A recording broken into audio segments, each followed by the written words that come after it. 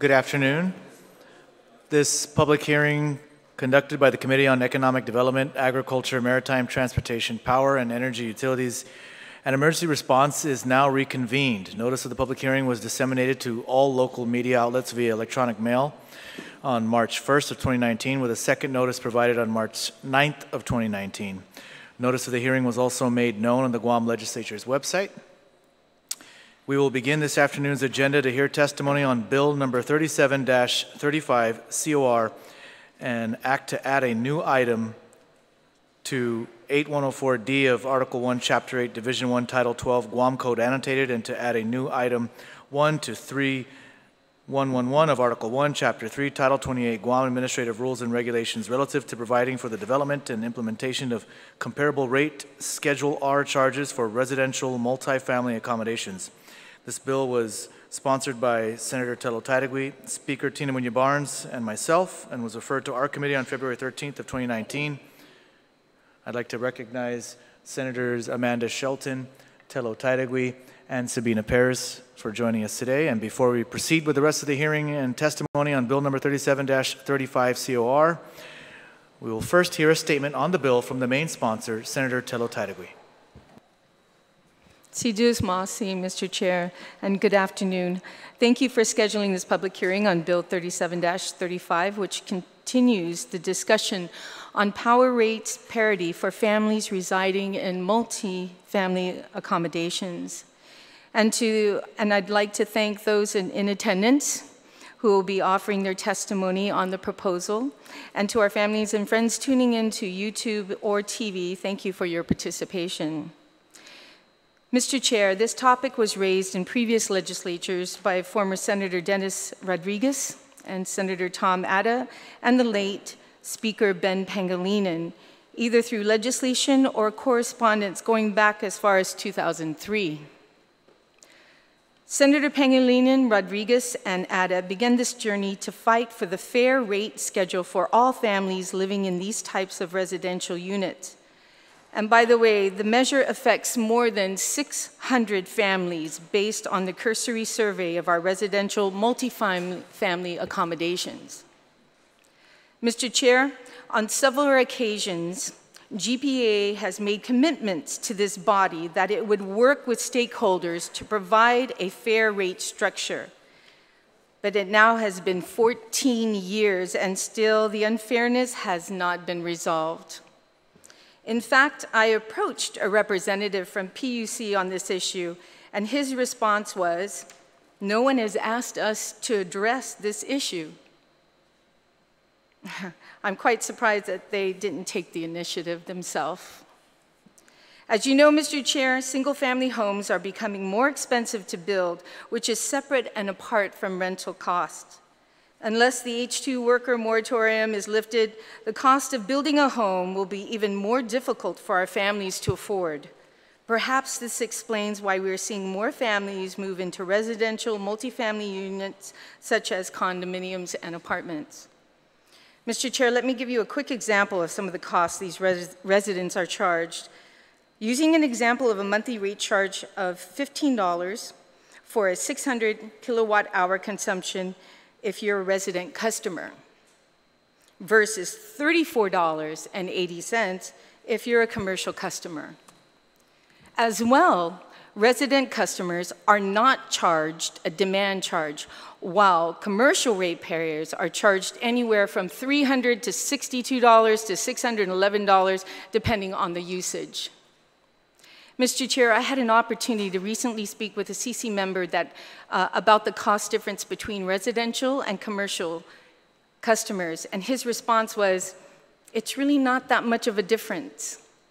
Well, Mr. Chair, if you look at the membership of CCU and PUC, the cost difference may not be a lot to anyone with deep pockets, but to families living from paycheck to paycheck, such a difference is quite substantial. Also, Mr. Chair, we are working with GITA to review the bond covenant, but as you see it right now, if these condominiums or apartments with master meters are switched out to separate meters, it could cost more for GPA to read and bill each meter rather than just one meter. not to mention the cost for GPA to install each residential unit with the GPA power meter. Perhaps it would be easier and more practical for GPA to simply charge our families in the residential multifamily accommodation residential rates.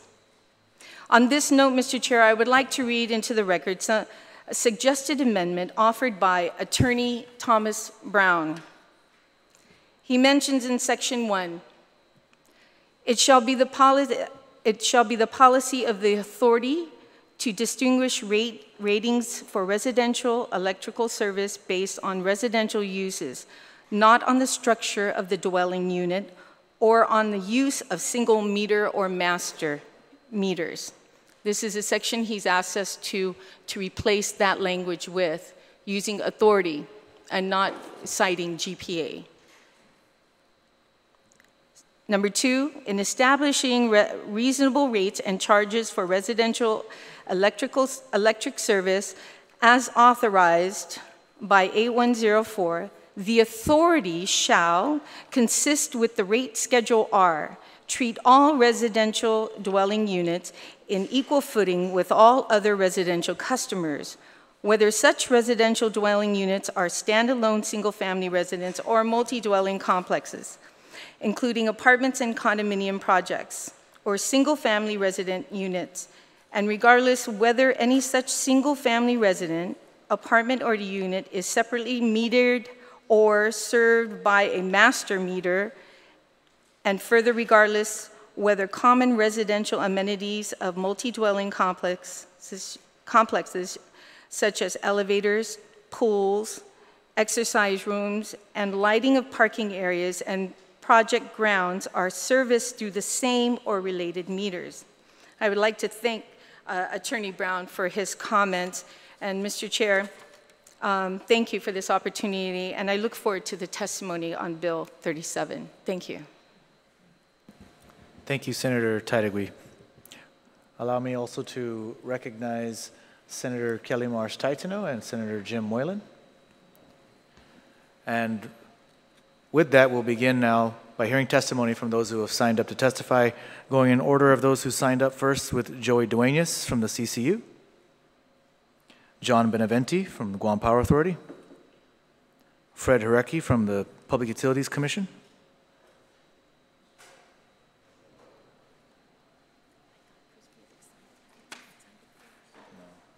these guys signed first and then signed.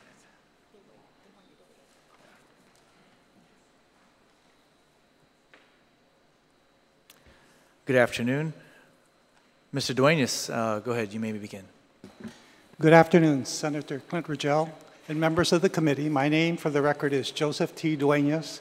I'm the chairman of the Consolidated Commission on Utilities. I come before you today to oppose Bill 37-35.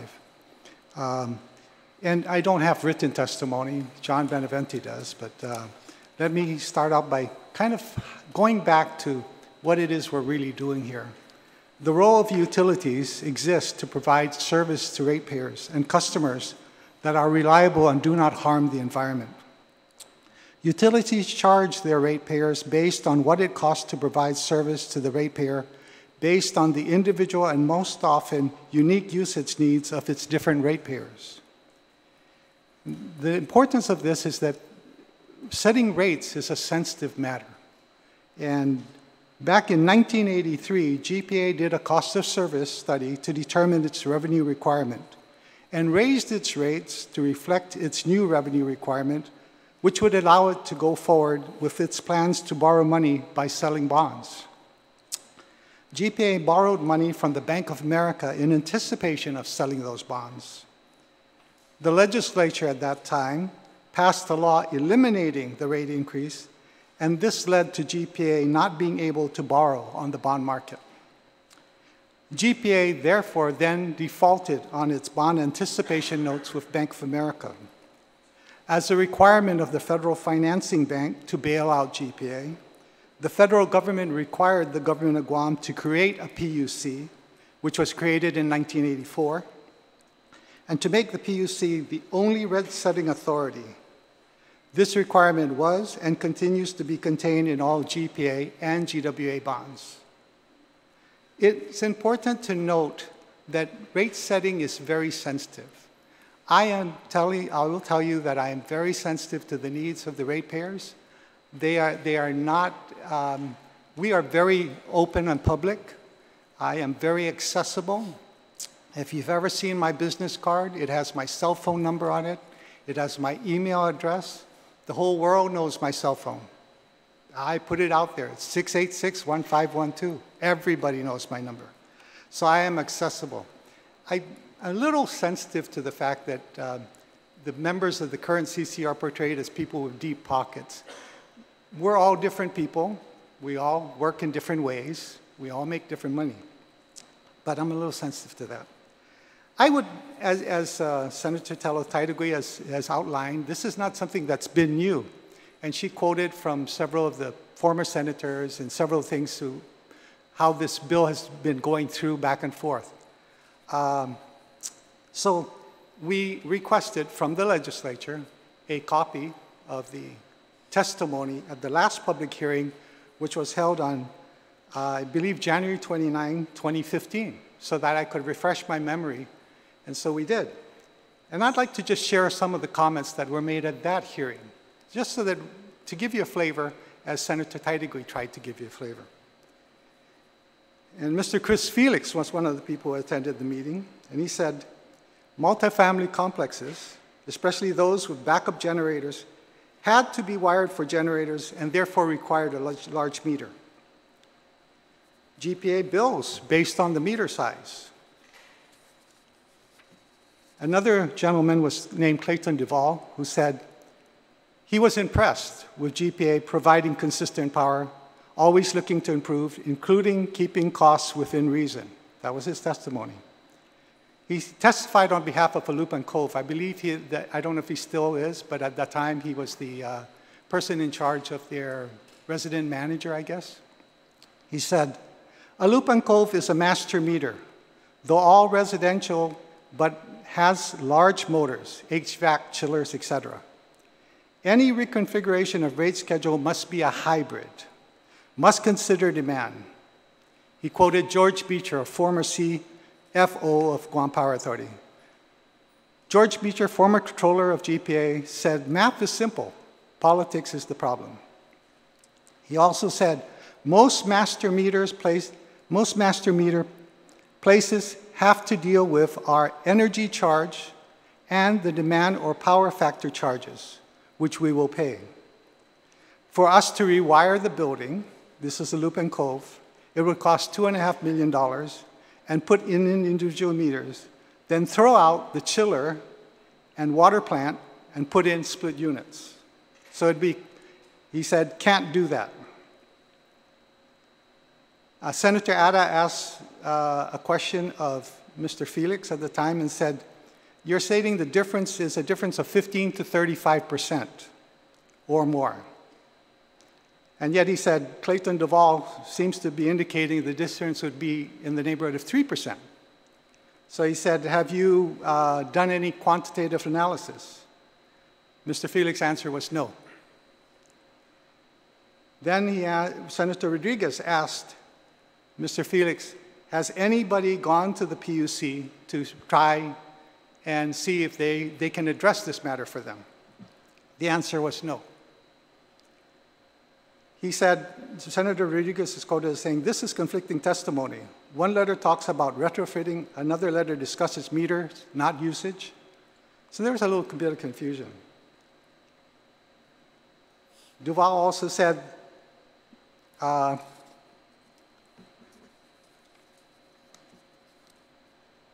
all the costs that are way beyond, actually Christopher Felix said all the costs are way beyond what Clayton is talking about. All we are asking is to be billed at the R rate. Mr. Duvall said, Alupan cannot because they have a master meter. Problem is, if oil is high and they're short of their budget, that is the homeowners association, then they have to reassess a special rate. There's no benefit to try to conserve electricity. If you turn off your condensers, it'll sweat and get moldy. Probably be more damaging.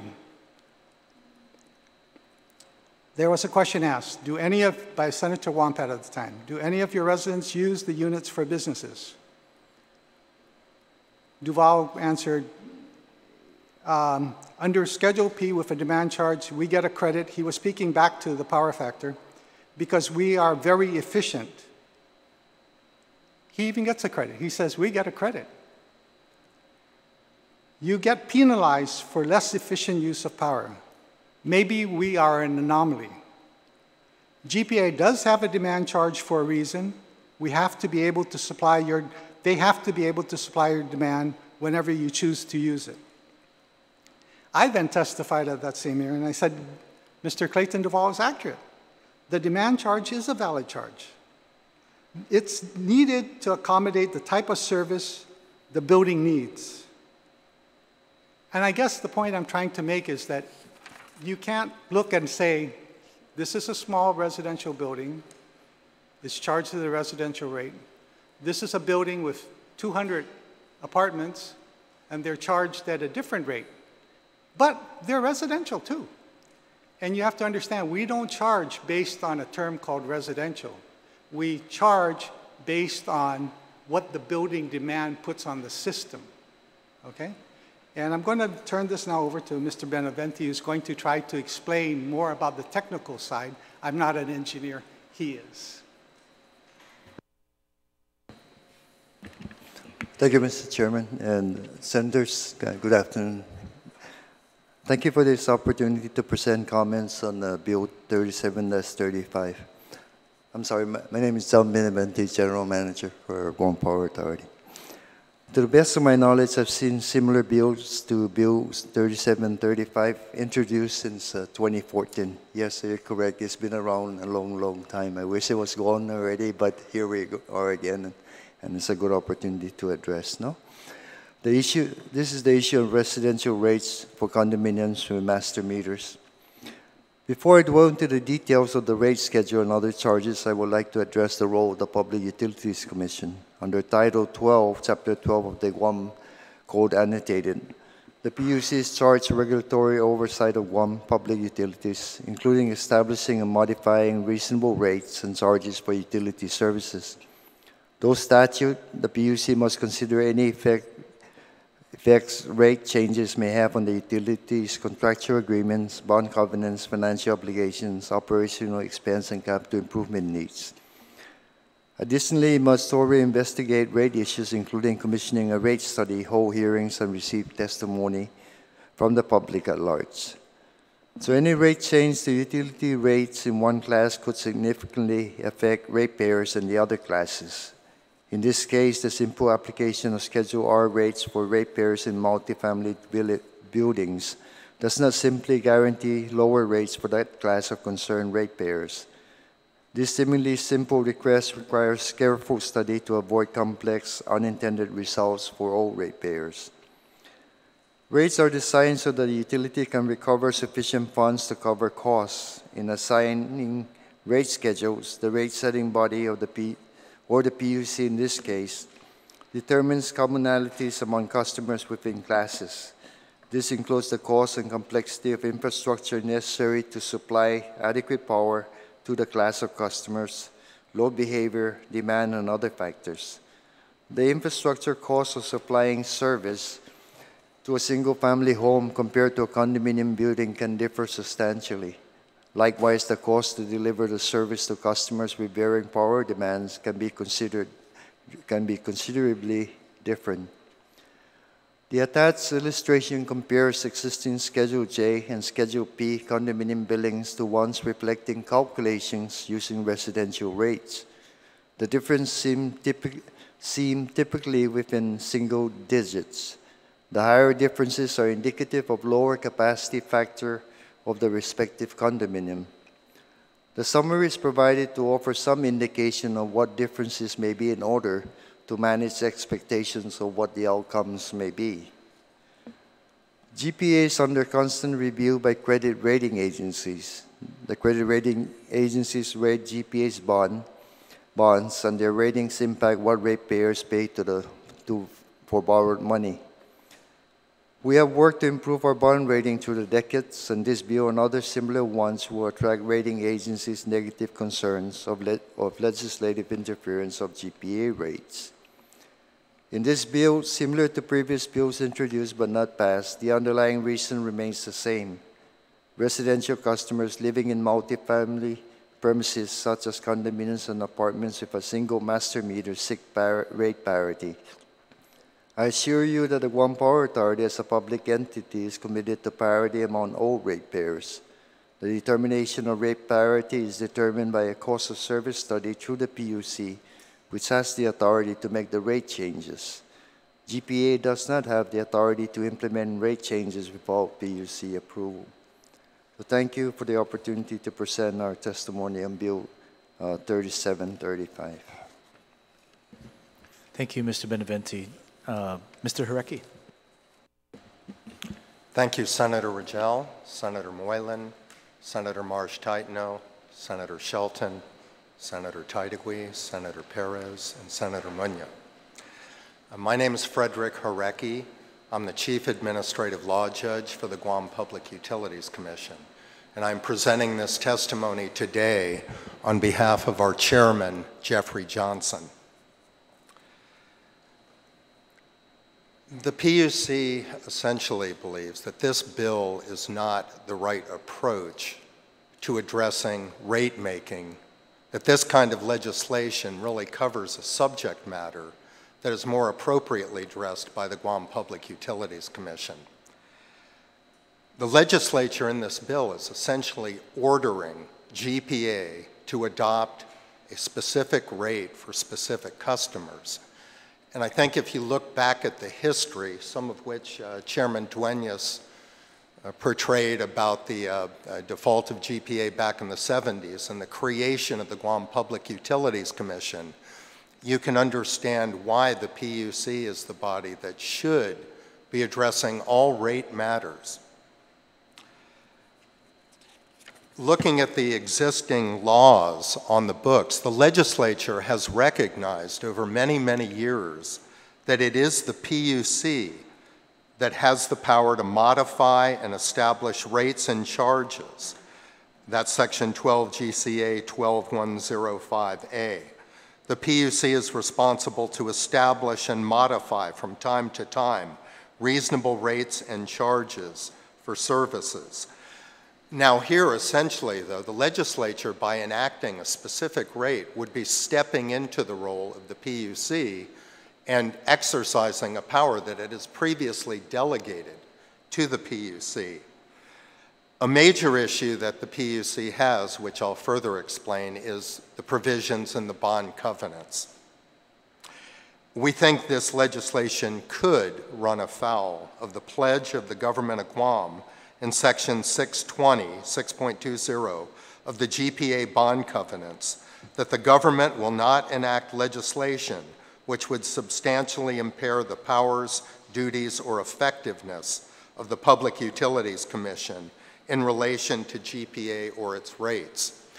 Now, I would add, each of our utilities, not all of them, but most of them have similar rate covenants: the Port Authority, the Waterworks Authority.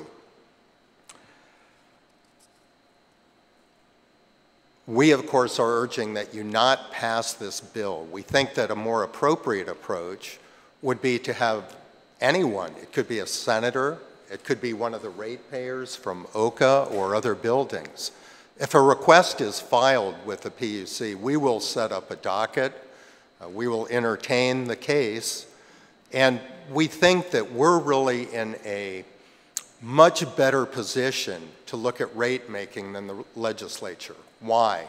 We have experts that will do a rate study. They would determine, how does this bill affect GPA's revenues?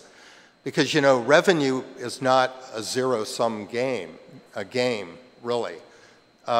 Here, if GPA is required to reduce certain rates, that reduces its overall revenues. And the question is, what is the impact? I mean, there's no study been done yet, but the PUC has consultants. If a matter such as this, any rate matter, we do this. The first thing we do, we look at what are the appropriate costs involved, GPA costs. We'd also look at how it affects ratepayers. But we have access to those experts that could really look at this particular legislation in more detail. We think generally that for the legislature to step in and set rates really does diminish the power and authority of the Public Utilities Commission. In the Organic Act, by the way, the PUC is mentioned as an independent rate-making authority by the government of Guam. And it was set up for some of the reasons that Mr. Duenas outlined. The thought always was that the legislature should basically not be involved in rate setting. And for that reason, the legislature voluntarily passed a lot of legislation that gives those powers to the Public Utilities Commission. 12 GCA 1215A also provides no rate, charge, or assessment cost shall be established, abandoned, modified, departed from, or changed without a public hearing and the prior approval of the Commission. So in our process, you know that once something like this would come to us, we would have the consultants evaluate it. We would hold at least one, probably 3 public hearings to get input and determine whether that particular rate is just and reasonable. That's our focus. So a hearing is required and the prior approval of the Commission. But on this particular bill, in the substantive part that changes the rates, I don't even see a requirement that would require our review or our approval, which I think is essential for any rate.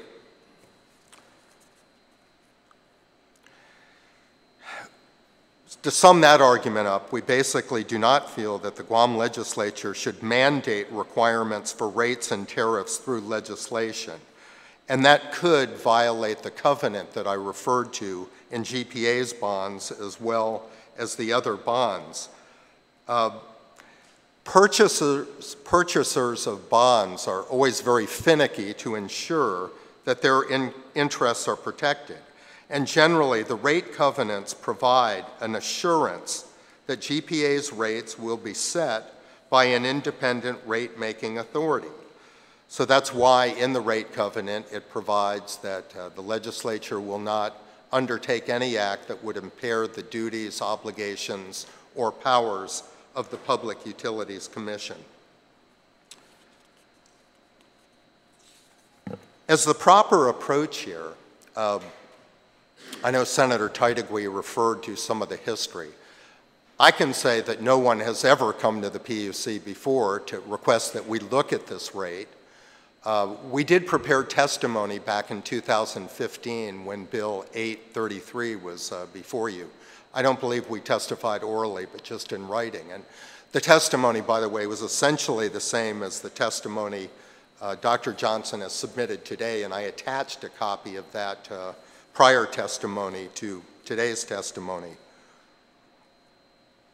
But I think that, as I said, so we don't normally go looking for rates to change, but our review is always started by a request from the utilities, sometimes the ratepayers. We've had various cases where ratepayers or other individuals requested us to look at a rate, and we'll do that.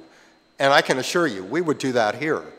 That request, as far as I'm concerned, I don't know if I'm speaking for the entire commission, but I think that even if one of the senators requested it, you know, we did act before on a request by Senator Nelson to look at E911 issues. So we're responsive.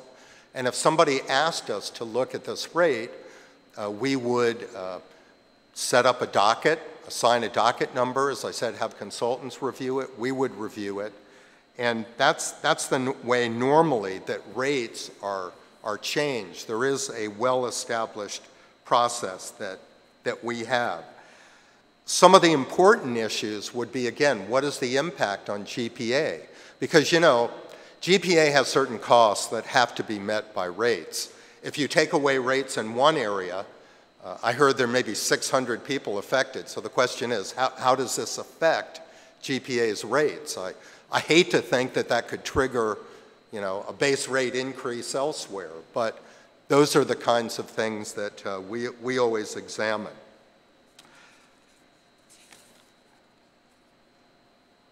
We don't at this point take any position on whether this is a good idea in the legislation, whether the present rates are fair or unfair. Those are certainly matters that we would look at in any rate proceeding to consider this matter. In sum, I would say that the PUC should have an opportunity to examine whether it is appropriate to adopt these types of rates, whether they are just and reasonable, what their impact would be. And as I said, if a request is made, we will certainly undertake that task. Thank you very much. Thank you, Mr. Jarecki. Allow me to recognize Senator Luis Muñoz. And please remain up here so that I can allow my colleagues the opportunity to ask questions or make any comments. Senator Tideway, did you have any questions?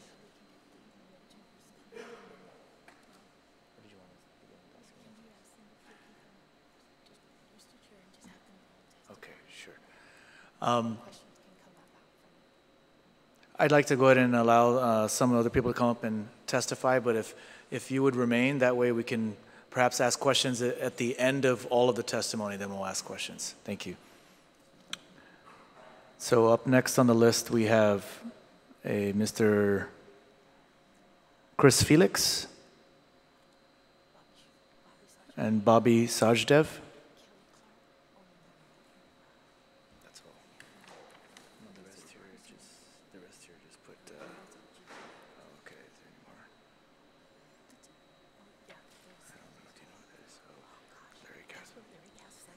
And Senator Larry Kasperbauer.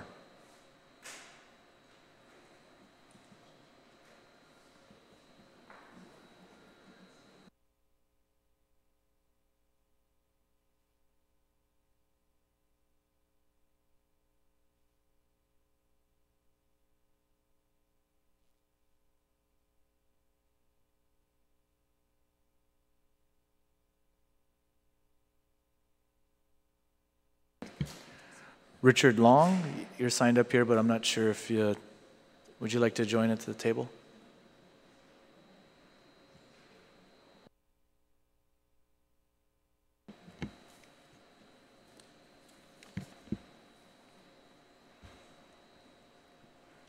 All right, let's begin with Mr. Chris Felix. Thank you, Senator. Mr. Chair, Senators, thank you very much. I've given my written testimony. It's there. I don't want to read it out. I mean, the first part gets a little bit of the history of the last 17 years of this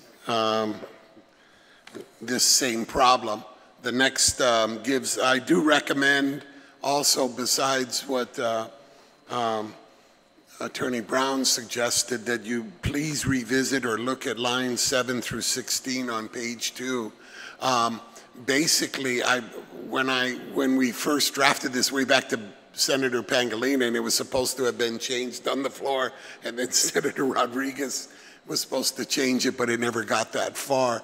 But basically, this section says that swimming pools and hallways and parking lot lights shall be wired separately and billed at a commercial rate. And we ask that you consider houses have swimming pools. Some houses have swimming pools. I know of 3 houses that have elevators. There's parking lot lights at my house. These are parts of residential. It's parts of living. And if there is a commercial establishment on that site, then I totally agree that that should be wired and separated. But the items that were specifically mentioned in that section, I ask that if you could just take a look at that and hopefully consider removing that.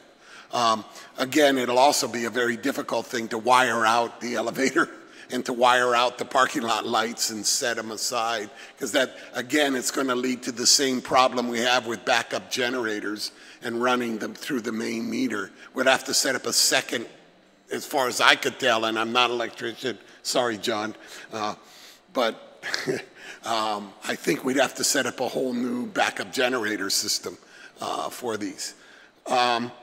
Basically what was spoken,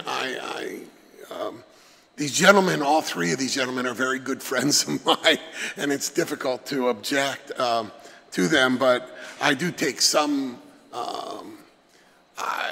I don't think it was very fair to quote me out of context and take a few words out of what I said so many years ago and not read the whole thing, but be that as it may, I testified for the same reasons I'm testifying today.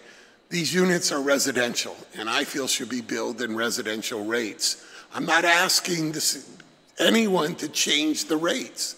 I'm just asking them to, if it's residential, bill them at residential rates. I don't think that violates any rules or regulations or bonds. All I'm saying is if it's a condominium where people are living, if it's an apartment building where people are living, it should be billed at residential rates. I think it's very simple. I've been assured by Vic Regis, who's an electrical engineer, that it can be done. I have met with the senators. I have met in the past with members, with John and with members of the PUC. I've met with them over and over again. We've met with the senators in quiet and gone through these things. We've been told many things. We were never then asked to fill out this form and turn it in. We never were asked that. We were just told that what you're asking isn't right. We've been told so many things. First, we were told there'd be no problem. Then we were told that you can't do it. We were going to need to rewire all the buildings and spend millions and millions of dollars. Then we were told that they're going to have to offset all of the rates and everything. Then we were told, definition problems, and that's the way the meter reads, and you have to bill according to the meter. I understand the complications, but I've been assured it can be done, and it's a matter of programming and bill. Again, I'm not asking anyone to change the rates. As far as if it does raise the base rate, well, first of all, we're talking of 600 units out of 23,000, plus all the commercial, plus all the hotels, plus all the other meters and billings that everyone uses and all the government of Guam. I don't know if this is really that big, a major loss of income. I still come up with between 8 to 12% in a difference. I just ran them the other day. I don't think it's that major a difference, but I still think that it's a residential house or a residential condo, it should be built. We have this problem if you go to large homes up on Nimitz Hill and even in Paseo and Talo Verde. We have very large homes that are built that have to be, because of the wiring, they have to have larger meters, and they're billed at commercial rates. And you have a single family house that are billed at commercial rate because that's the meter size and that's what you have to bill at, is what we're told. Again, a house, a condominium, an apartment, I believe are residential in nature and should be billed residential rates. Thank you. Thank you, Mr. Felix. Mr. Sajdej. Afternoon, Chairman, Senators, Hafaday. I will be reading through my written testimony and presenting the oral testimony to match. Hafaday, Honorable Senators of the 35th Legislature, I am enthusiastic by the introduction of Bill 37-35 and can attest that our Guam Association of Realtors and its 452 members are aligned and committed to support positive legislation that looks out for the property rights of our community. Bill 37-35 looks after and protects the rights of those who reside in condominium complexes and apartment complexes that fall into the category of having a large main power meter. The bill also emphasizes that these units are residential in nature and in reality should be billed accordingly. It is cost prohibitive to rewire these complexes to have each unit metered separately, and in many cases may be a hazard to do so. We recommend that the part of the bill, lines 7 through 16, as Mr. Felix previously indicated on page 2, that this section calls for the part of these complexes such as swimming pools, parking lots, lights, elevators, hallway lights, and other common area power usage to be wired and metered separately and at commercial rates. Many single-family residences have these amenities as part of their home and are billed at residential rates. It is important to note that the utility charges of these amenities, also well known as common area maintenance charges, are mostly a pass-through with no markup to those that reside in these multifamily residences. We understand and respect that the PUC has oversight over these rates. However, our associate has been working for over 12 years with GPA and has had several conversations with the PUC and CUC over the issue. Unfortunately, our plight has not been addressed and the concern has been directed back and forth between these agencies. We believe the only resolution is through legislative action. Speaking to many electrical engineers, we feel that the solution in the form of programming can possibly be reached. We stand united to reach an amicable solution for those in our community and those that reside in multifamily residences and are not, so that they may not be charged higher rates than those that reside in single-family residences. This would, in large, benefit many of our community members. I am focused and working with you, our elected leaders, to ensure that continued trust and commitment with the Guam Association of Realtors maintains. Thank you very much. Thank you, Mr. Sanchez. Senator Kasperbauer. Good afternoon, and welcome all of you to this discussion, us here at the table and behind me. I'm Larry Kasperbauer, and I am in full support of the bill with the exception of lines 7 through 16, which I would ask be deleted. I'm basically seconding the comments of Mr. Felix. I've heard the comments from our good friends between Chris and myself here, who we've all known each other for a long time. I guess basically I see this, that we have a double standard prevailing. My house is bigger than a little condo unit. I have all kinds of lights on for protection, hopefully. And as Carmen and I are now in our 80s and might want to move from this larger home to a small condo unit as senior citizens and closer neighbors that way, it makes it very difficult for me to understand why I should now go from a residential rate in my home to a different, higher rate in a condo unit with a number of units. A little puzzled. My good friends down the line here have talked about being aware of this for many years. Then why hasn't something been done? Does it take legislation to move our good friends to do these studies, to see the impact of what it might be? And if that's, and I know that's a concern. So maybe there should be a provision, senators, that would say that this, if passed into law, would become effective in 6 months or 12 months. It seems like that would be more than an adequate time to do the various studies and to make the adjustments. But we have a double standard here.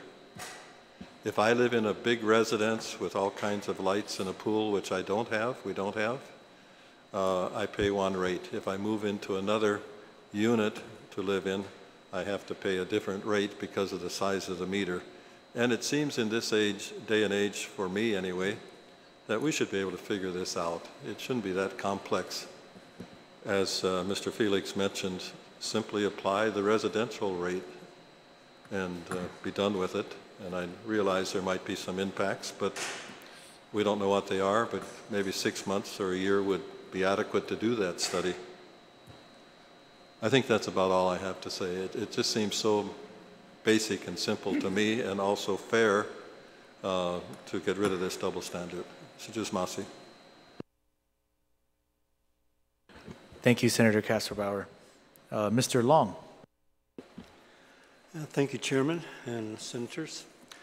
It's kind of hard to follow up all these guys. They're basically speaking along the same lines I do. I've been asked by Villa Contentasi and Tumon to come down here and speak in support of Bill 3735. You know, VKT was built back in 2002. It's a 12-story building. It's got 22 units, all residential in nature. There is no commercial aspect to that property. There's no industrial aspect to that property. And from what I understand, that's how commercial rates are applied, is through a designation of commercial or industrial. Somehow or another, they've got it written down to where it's going to really affect them if this is changed to residential. And I don't see how this really applies to the people who are living in these places and having to pay what PIC would have to pay or someone else to receive their power. It's just not right. It comes down to the condominium and apartment complexes that are built from a single meter are charged commercial rates, even though in fact they are residential. Standard building practice is you use a large single meter to record your power usage. I'm an electrician. I have been for 40 years. I'm a licensed electrician on Guam.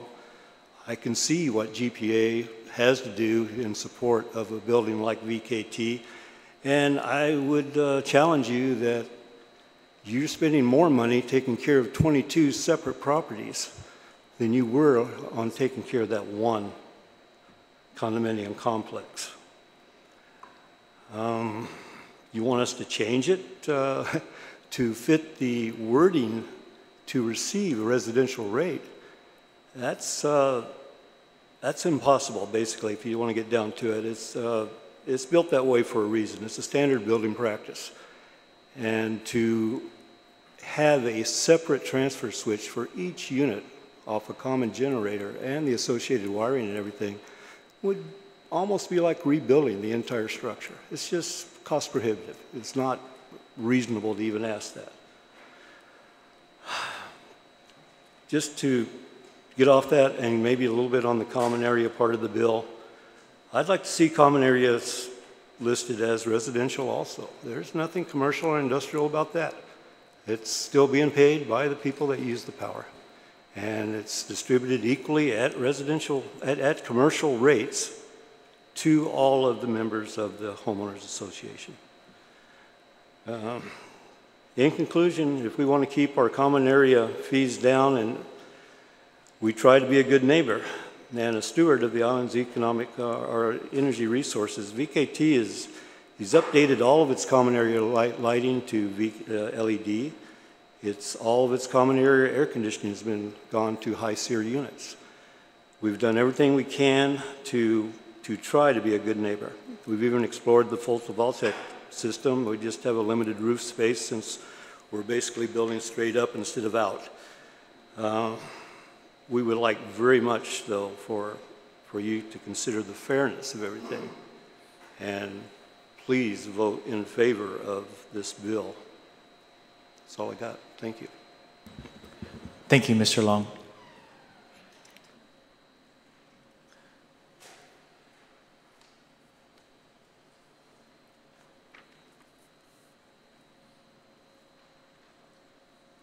Henry Taitano, would you please join us also to provide a testimony?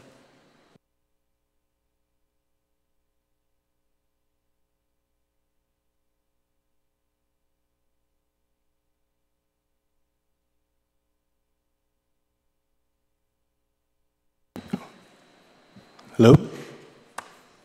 Afade, thank you. I'm providing written testimony, and instead of reading it, I just wanted to, I guess, come here and testify in support of the bill, and mainly in the effort to treat residential customers as residents, thank you, for all utilities and not just power. In the testimony I provided, I also requested consideration for customers with water accounts, water and wastewater accounts, to be treated as residential customers as well. And the basis is basically that they are residences, whether they're in a development a condo development and affordable housing development, at the end of the day, the use of the actual unit is a residence. And I think for the ratepayers or taxpayers to be treated fairly as residents just makes sense. So that's the basis of my testimony today. Another consideration I would like this body to consider is the affordable housing and the need for housing on Guam. I actually support the common area argument because some of these housing projects, it's a requirement for us to provide facilities like swimming pools and those sorts of things. And if the basis of the program is to provide affordable housing, it's a lot easier to finance the project as well as to provide the housing, quality housing, with the ability to utilize residential accounts versus commercial. So that's all. Thank you, Mr. Taitano. And with that, I'd like to open up to my colleagues for any questions or comments they may have. Beginning with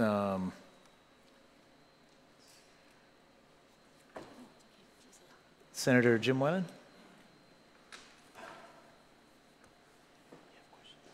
Thank you, Mr. Chairman. I just paid my power bill today, so I'm good to go.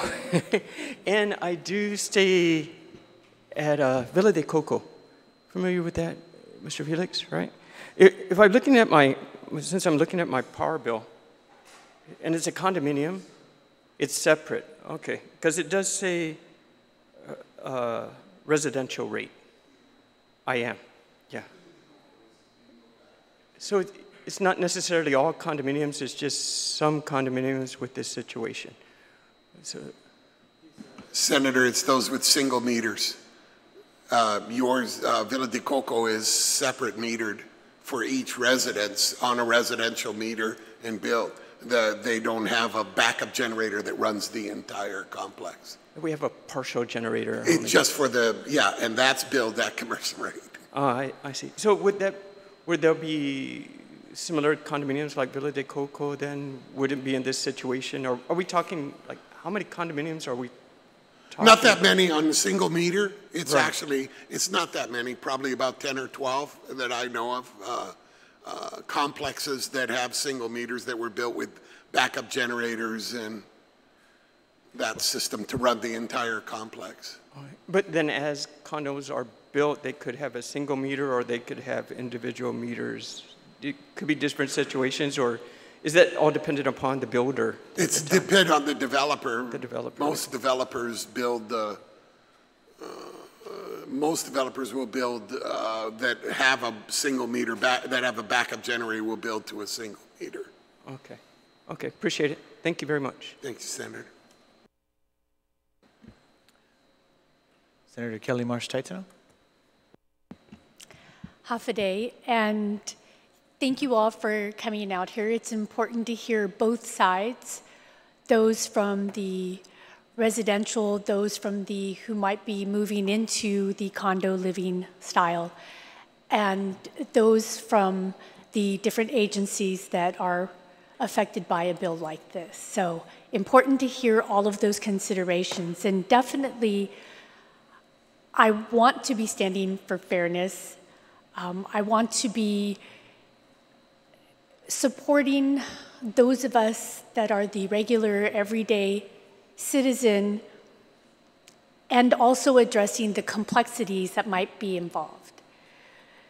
So with this, I'm wondering, I also like to look at the bills and see what we might strengthen through some language, what concepts we might be able to cull out and keep in place, or even if we have to choose a different tactic to get there. So is it possible from this concept to cull out the difference, and maybe it's already in place, so if you could explain that to me if it is, from the small multi-residential units that might be, let's say, a duplex or a fourplex, or those that are more family compound in nature. Is there something already in place that addresses some of that and saves them from some of the larger setups that might have 30 or more units and receive those different types of rates? I'll let John speak in a minute, but first off, I have to make several statements. I thank you for the question. I think, in listening to everybody speak, I think there's a perception that there's some inequality. And that's what I think we tried to present today, even with the PUC, is that the rates that are set right now, whether the building has several meters and is individually metered or has one master meter, what is done is an analysis to determine what it costs to provide service to those meters and those utilities. And it's not a definition of what is residential and what is commercial. Because to further clarify, we do have some homes that are quite large, and they are actually charged at a different rate. I think it's rate G. And so big houses that have huge swimming pools and a lot of things that go on and big generators are actually charged at a rate that is not called residential. But the bottom line is all these different entities, all these different people are charged based on what it costs to provide service to that customer, whether it's this house or this really big house or this one complex with one master meter. And when you look at the end of the day, there is supposed to be fairness. Everybody gets treated equally. Whatever it costs to provide that service, that's what they have to pay. And so, you know, and I'll let John speak further maybe. Thank you, Mr. Chairman. As I'm listening here, I'm trying to figure out what's the disconnect between ourselves and our customers now. But let me go first back to how the industry, the electric industry, charges for electricity. It really charges based on the demand and an energy component and how much of that demand that you use at all times. So this is where it's really based on the meter type. Every applicant, when it comes in, is evaluated to determine what is the load of the facility that they're putting in. Is it one master meter to one meter is what they're asking for so that they can serve all of these different customers? Or is it individual meters? And this goes to your point where about a duplex. A duplex actually ends up where they could get a discount on the fixed cost, but that's only for two because it's based on the building is only so much and that's what you applied for. But when all these big condos applied for in the beginning, they came in and applied for one master meter, and what their consumption and estimated demand of capacity needed from the system, that's how it's all costed out. So all the different things from residential to commercial to this condominium building, these are all put into the typical equation for figuring out what is the cost to serve each individual entity, each individual type of meter. And that's how you end up with the rates that you set today. Next, I really want to just renote, and I urge you to please consider that we find another way to settle this issue and not trying to legislate it. Because I know we've been struggling with this issue for the past 20, 30 years with rating agencies and everyone about when you legislate rates, because remember the rates used to be handled by the legislature. And that's when the bonding agencies, including the default on the first bond issue for GPA, that's why it occurred, because the rates could not be set to raise the rates to pay for the debts. So that's why the PUC was established, and that's why it's there today. And it's, you know, it's been, again, I just want to spend a few minutes. It's really been important that the credit rating agencies see that that is consistently moving forward. So I urge everyone, let's find another way to solve this instead of through legislation. The disconnect that I'm figuring out is really that the GPA, the rates in the electric industry, sets rates based on the energy usage and the demand. The higher the demand, that means you require more of the system, and therefore you have to pay that demand is there for whenever you need it. If you have 100 condominiums, it's going to require 2 megawatts, 2,000 kilowatts. We're going to guarantee that you have that demand, but you may only use it every now and then, but still somebody has to pay for the demand. That's why it's based on some kind of cost to serve industry-wide. So it's really not the type of user, but the energy usage. That's why everyone's talking about a residential user and not the meters and the type of uses that we're doing. So that's our big disconnect today. For example, you can go and say the Hilton one day decide that they're going to sell portions of this to be a condo. So those customers are going to come and say, hey, I'm a residential user. But again, the industry doesn't base its rates on that. It's based on the energy you use. Case in point, the residential are, when you get to 5,000 kilowatt hours that you use in a month, you get transferred to Schedule G, which is what the chairman's saying. That means your usage is really requiring a higher demand on the system, and therefore is incurring more costs, and therefore you are going to the higher demand charge. If a user is using like 200 kilowatt hours per day, which is 6,000 kilowatt hours a month, a 30-day month, then that goes to Schedule J. Because again, you're demanding more costs and it's costing more to the system. And then further up, when it gets to 200 kilowatt, not kilowatt hours, kilowatts, that becomes large power. And therefore, again, that's a different rate. So it's really based on the usage. And as such, it's not the type of user. So again, a lot of these places where they came in and applied for power, the industry started there was such, and that's how they were based on rates. So, but I can appreciate that here in Guam, there's a lot of changes, and there are a lot of people that are in condominiums, and that, again, you know, whether it's truly a unfairness issue, is really a big perception that there is an unfairness. So therefore, is really trying to work something out to make that. So the only thing is I urge that we don't really handle it in a situation with legislation, because that would really just make my life harder, in all honesty. Because I would have to face the rating agencies again and say, you know, we've been back through this road, and then it takes another 30, 40 years to get away from it, no?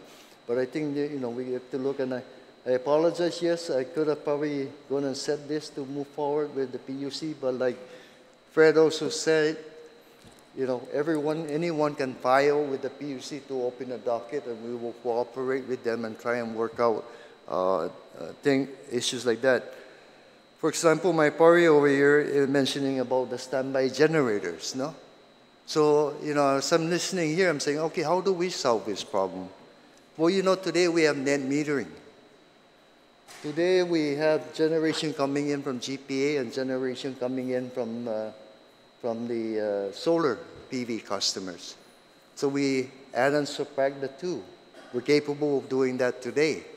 So a possible solution for his condominium, it would be to put it on this side of the meter and subtract the two at the end of the day. That's something that technically could be possible without changing the rate structure of the overall thing. So, Barry, I think maybe we can work on that thing. But, you know, on the other, you know, asking the PUC to really investigate this or to address this in a docket may be the way to resolve this, so that we can all, once and for all, not come back here again, you know, in a few years. So, but again, it's really energy usage, really not the type of user. And the energy usage, the more you use, and the more two types, not just the demand is having the generator, the capacity of the generator there at the house. For example, you only need 100 kilowatt, but you only need on a regular basis 100 kilowatt, but really at times you ask for 200 kilowatt. So whenever you ask for that, you get charged. So that's why there's a demand charge, so that everyone in the system pays fair rates for what impact they have on the system.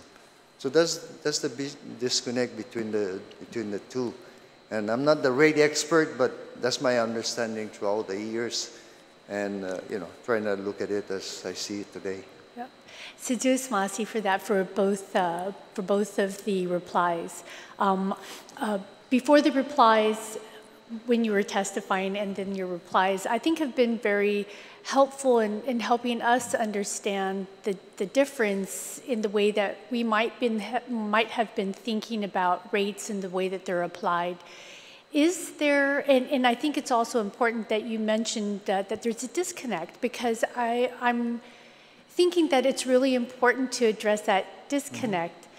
And I think that can be applied through outreach and awareness, and maybe some of that's gone on already, but maybe even thinking about a program to help people understand that the rates are thought through. I'm not saying that there might not be some room for adjustment, as Mr. Harecki mentioned, that looking at this on a case-by-case basis, there might be some re-examination and maybe some adjustment, but that outreach and awareness, I've seen this, of course, as you all have, with tourism, and how they explain how tourists coming in make a difference to perhaps the income tax rates that we pay, or whatever it was that they have in their commercials. They try to help us understand how they're operating and how it's benefiting us. And so some of the explanations that you've provided here today, I think that there could be some really important outreach and awareness programs that could help us all understand the thoughtfulness that's in place, that it is based on power consumption and needs, and maybe not the categories that we might be thinking of. Mm-hmm. Is there such a term that you use called a residential rate? There is a residential rate, and again, it's based on a certain amount of consumption. So anyone less than 5,000 kilowatt hours of energy used in a month will be considered under residential R, under rate R, which is residential. Okay, I just wanted to clarify that it wasn't one of the terms that we've been coining out here in the general public. So one of my recommendations might be that if you are looking to address that disconnect, thinking about outreach and public awareness programs, that there also might be some relabeling of the categories to get away from this perception that it's residential versus commercial. And maybe sit down with yourselves or experts who understand how to help people understand what's going on, so that it's, and those, even those categories, rate G, rate H, rate, there might be some value in reevaluating those. 500 watts and above, 5,000 watts and above, like whatever it might be. I'm not a branding expert or a labeling expert, but I think that might really help us all. Like I said, I do want to ensure fairness, and maybe some of that is just helping us understand how it is fair or might be improved to be fair, but I think that might go a long way. So the other points that I have is with the bill, and even if the bill does or doesn't go through with the intentions, I'm not sure I see anything in place here that would ensure that the savings go back to the renters. We've seen some of those issues with some of the tax cuts, and then reports that the tax cut savings did not necessarily make it to the consumers or the employees. And so if anything goes forward, either just through PUC or through legislation, to see if there's any way to help make, because I think that's the intent, is if there is any savings or changes, that it gets back to the actual renters. And just to build on some of what's been said and other issues that have come up recently, I think the mixed use is incredibly complex right now. Now, I'm not saying we can't tackle it.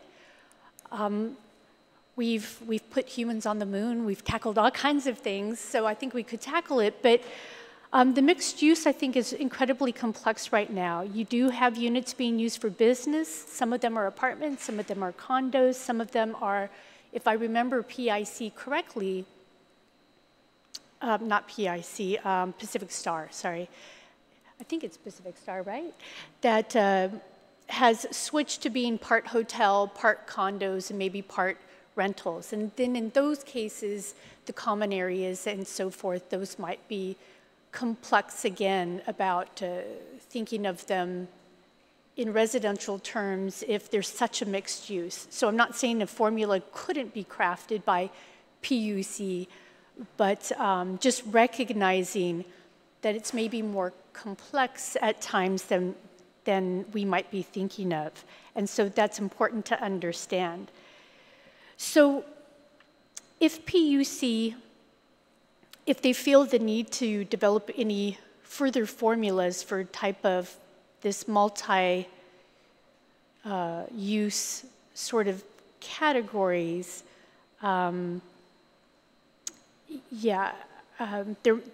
there might be a way to address it either by category.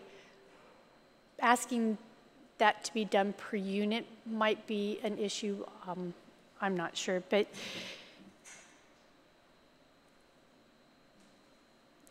the last point that I'll bring up is building on one of the points that was brought forward about the fact that there hasn't been a case brought to PUC that initiates the process for them to go ahead and formally look at this.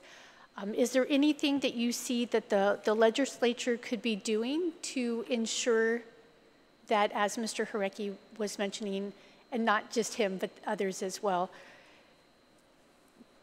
that we could be doing to initiate that process, that there is just that examination that will be going forward in a guaranteed manner? You know, usually to initiate a rate case, it depends on the nature. When the utilities are requesting a rate increase, they file a petition.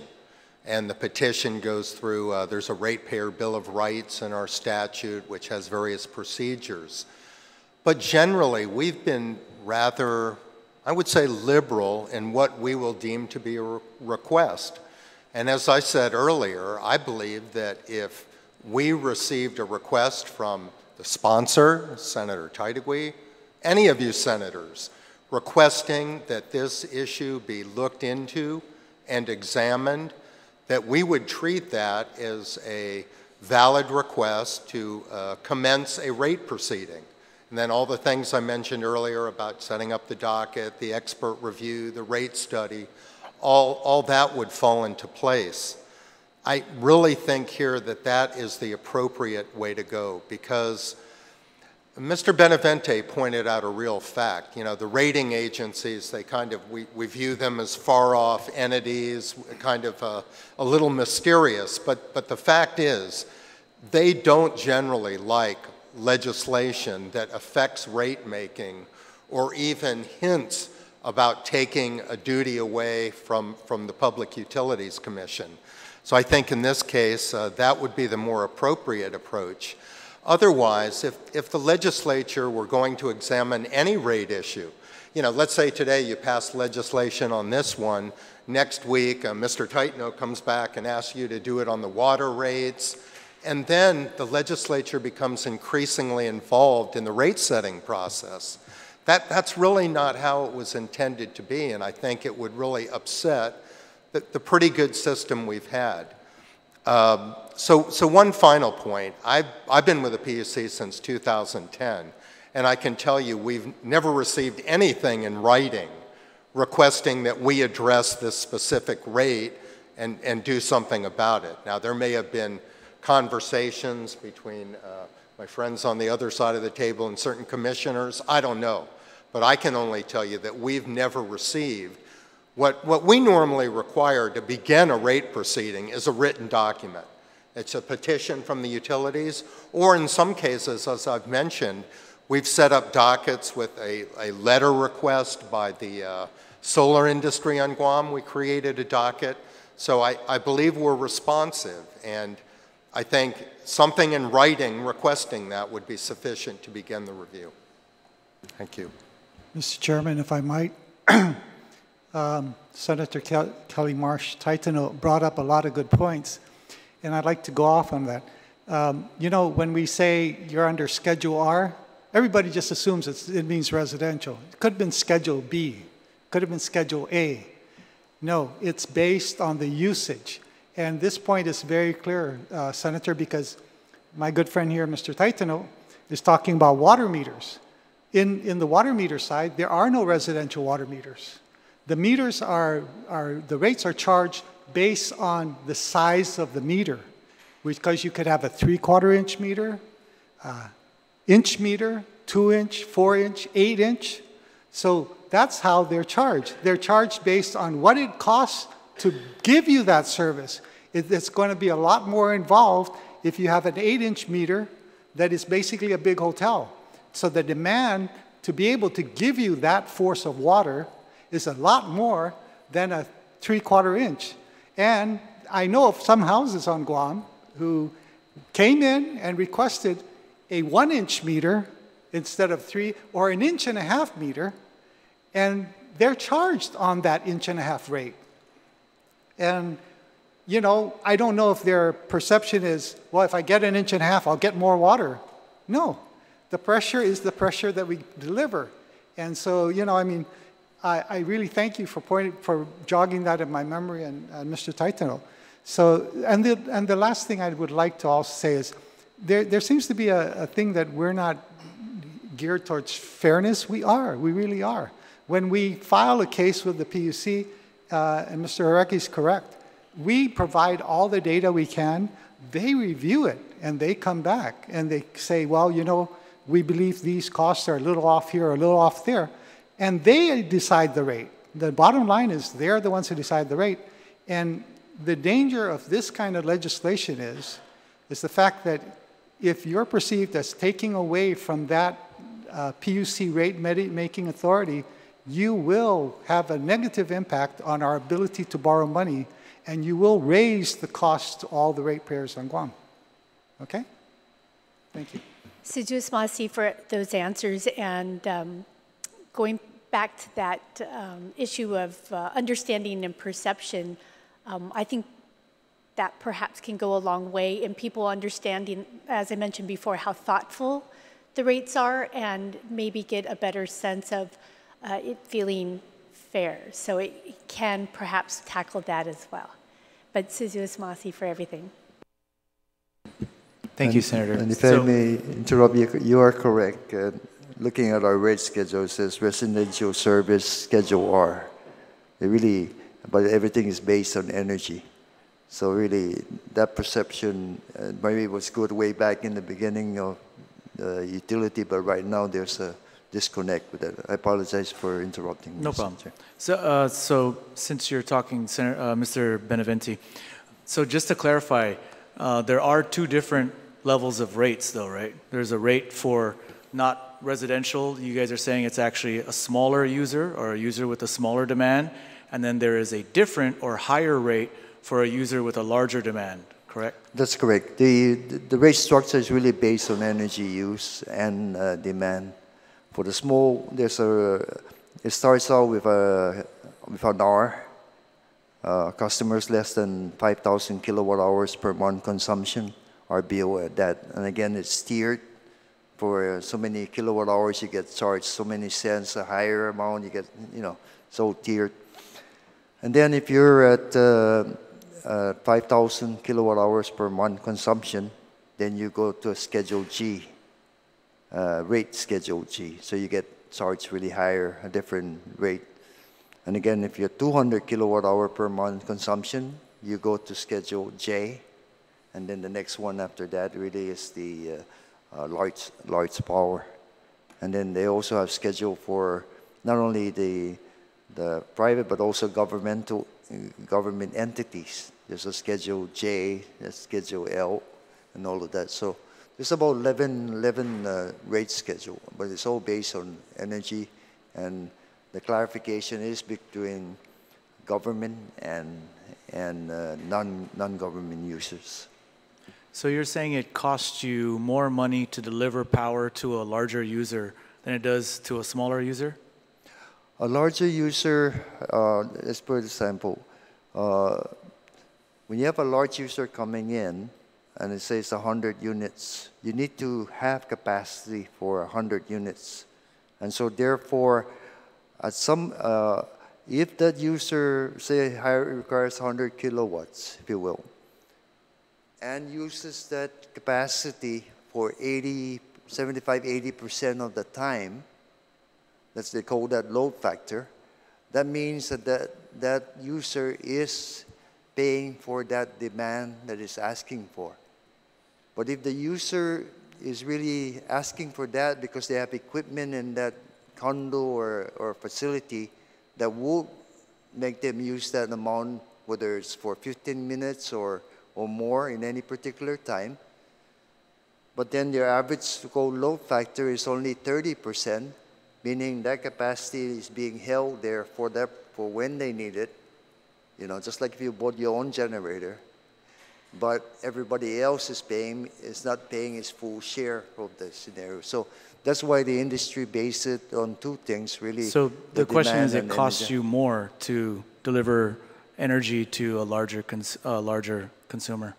It costs us more if they're not using the capacity factor as will probably be used, but that's why you get the average cost for large entity power consumers, if they utilize the energy, they utilize the capacity that they're asking for by matching their actual load, the actual demand to use it, will actually get a benefit, economies of scale, by more customers being in there. But if they're not figuring that out themselves, then it will cost them more, you know? So what about the same building, but if it's individually metered, why is the rate different then? It's the same building that you're providing power to. Because the infrastructure, okay, you have a condominium. To serve that infrastructure, we need to have a bigger line come in. You need a bigger transformer. You need all this infrastructure to serve that. In addition to that, when you have a larger customer, you have to plan capacity for that customer. So therefore, that's a cost to you. Because again, capacity, you have to put it online ahead of time, several years, no? So that's why you plan for these things through that.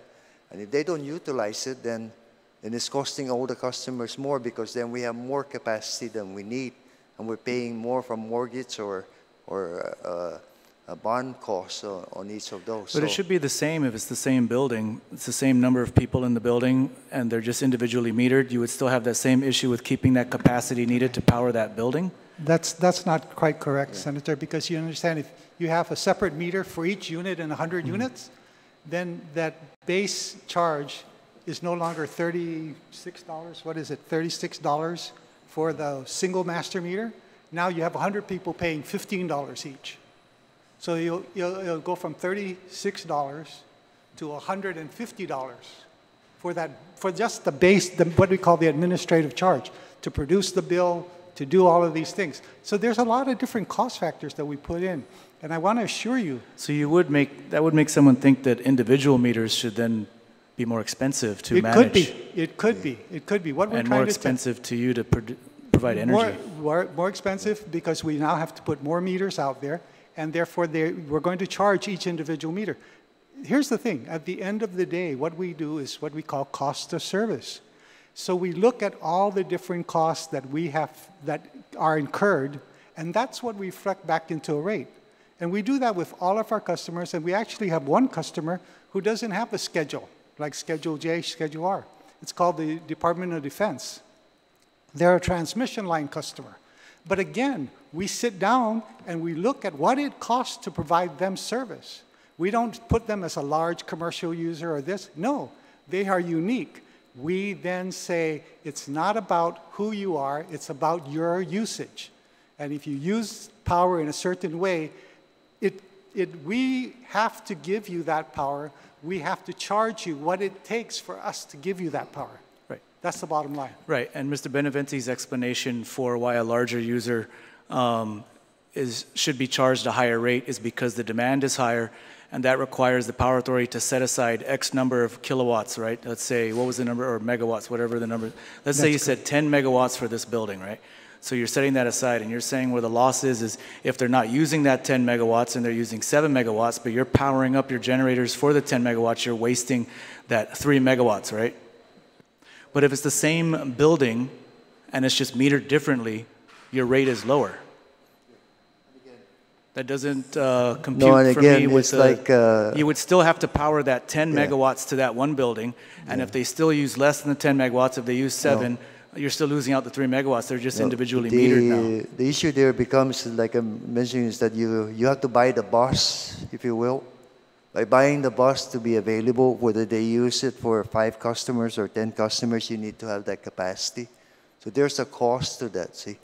And that's why you determine based on their usage, and that's why even their charges are tiered, meaning if you actually use more, the cost for that entity goes down because now they're really paying for the bus. So, and again, all of this, there's so many variables, and it's not as simple as just that one, but there's so many variables that determine to make sure that for capacity, for transmission costs, for the distribution, for transformer, that each entity, depending on what type of power they applied for, what type of building, is able to pay for that service. See? And that's all utilized. It's an industry standard that's used, and then even on the rate-making standards throughout. No? So that's the key there. I guess for me, I'm just trying to understand how the same building can have a lower rate if it's individually metered versus the exact same building with a single meter has a higher rate. And that's the part I'm not able to understand. That's what I was trying to explain. There's no way that we'll say that this same building is individually metered is getting a lower rate. That's an assumption that's being made. I'm trying to tell you that those are different costs, so we will apply different cost factors. They may actually end up, we believe that if you look at the design, they end up paying the same amount, roughly, whether they're single metered or multi-metered. That's the arithmetic of it. And it's really hard for us to, right now, right here, trying to explain all the different variables that go into it. But believe me, we do address everything based on costs of service. Yeah. Whatever it costs to provide that service is reflected in that rate. And that's what is adjudicated by the PUC. They look through to make sure we're doing it right. For example, in each of these condos, no? Say you have 40 units, but they're all 40 different individuals that have different life patterns, no? And so therefore, if you presume that one of them really becomes a Schedule G, then at least with individual meters, you can charge that person, that family home, for what their cost is to the system. But if you just gather everything together, it's hard to determine how, is there really a cost savings or thing from having to have one master meter deal with that. And that's why the master meter was set in the beginning based on what its intended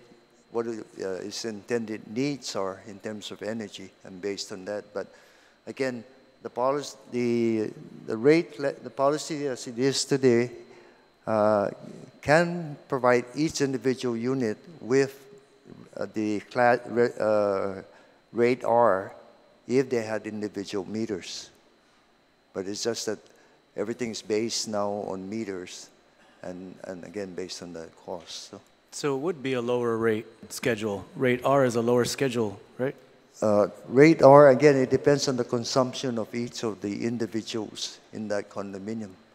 If they all came in and consume Schedule G consumption, then they're not going to get R.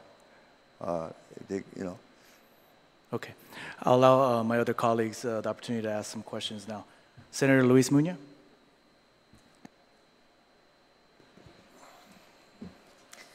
I can understand why now you have agencies to handle this, because it seems like such a complex issue. I'm trying to follow it and learn about all the different rates that you have. So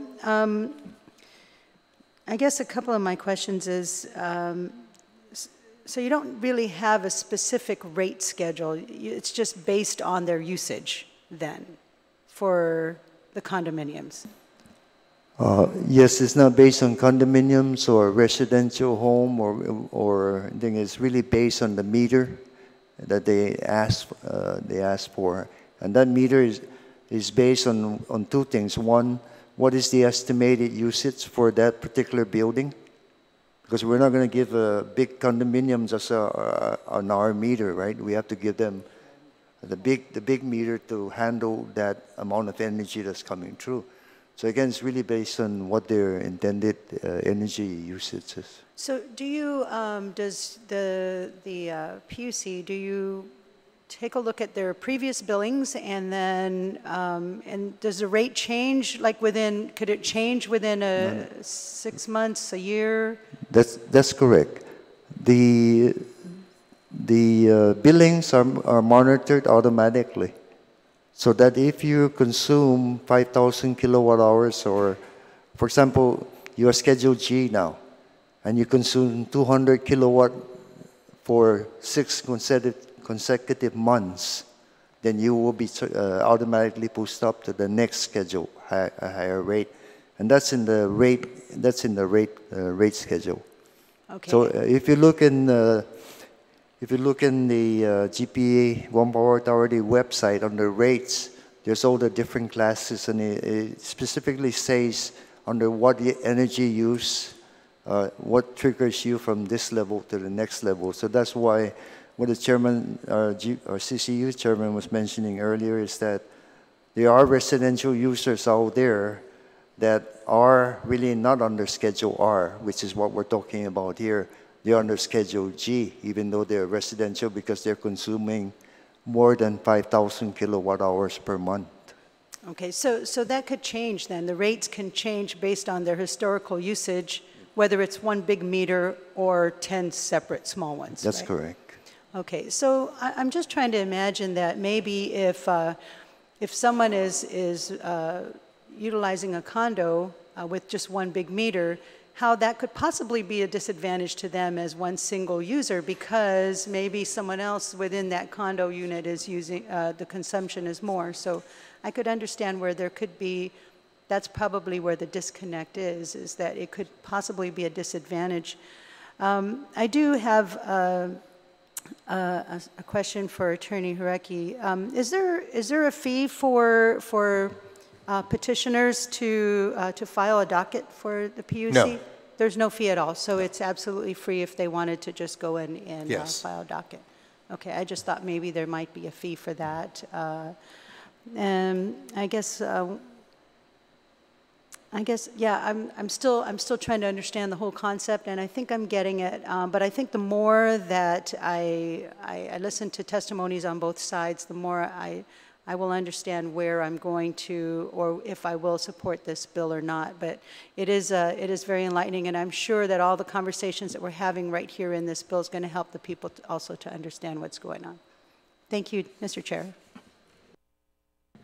Thank you, Senator Muñoz. Senator Perez? I think a lot of the questions were asked and answered appropriately. I just have a question for Bobby Sakdev. So you mentioned in your testimony that you would prefer that the common areas be wired separately and billed at a commercial rates. So I'm just thinking, as far as what the testimony that GPA has given, is this something that you have already approached GPA with? Senator Perez, that's not the that's not the message that I wanted to portray. The actual message is that the amenities that exist in these condominiums are very similar to the amenities that are within single-family residences. So therefore, with those amenities should be charged the same rate as single-family residences. Oh, okay. Have you attempted to, sorry, disruption. Have you attempted to approach the PUC regarding rate case?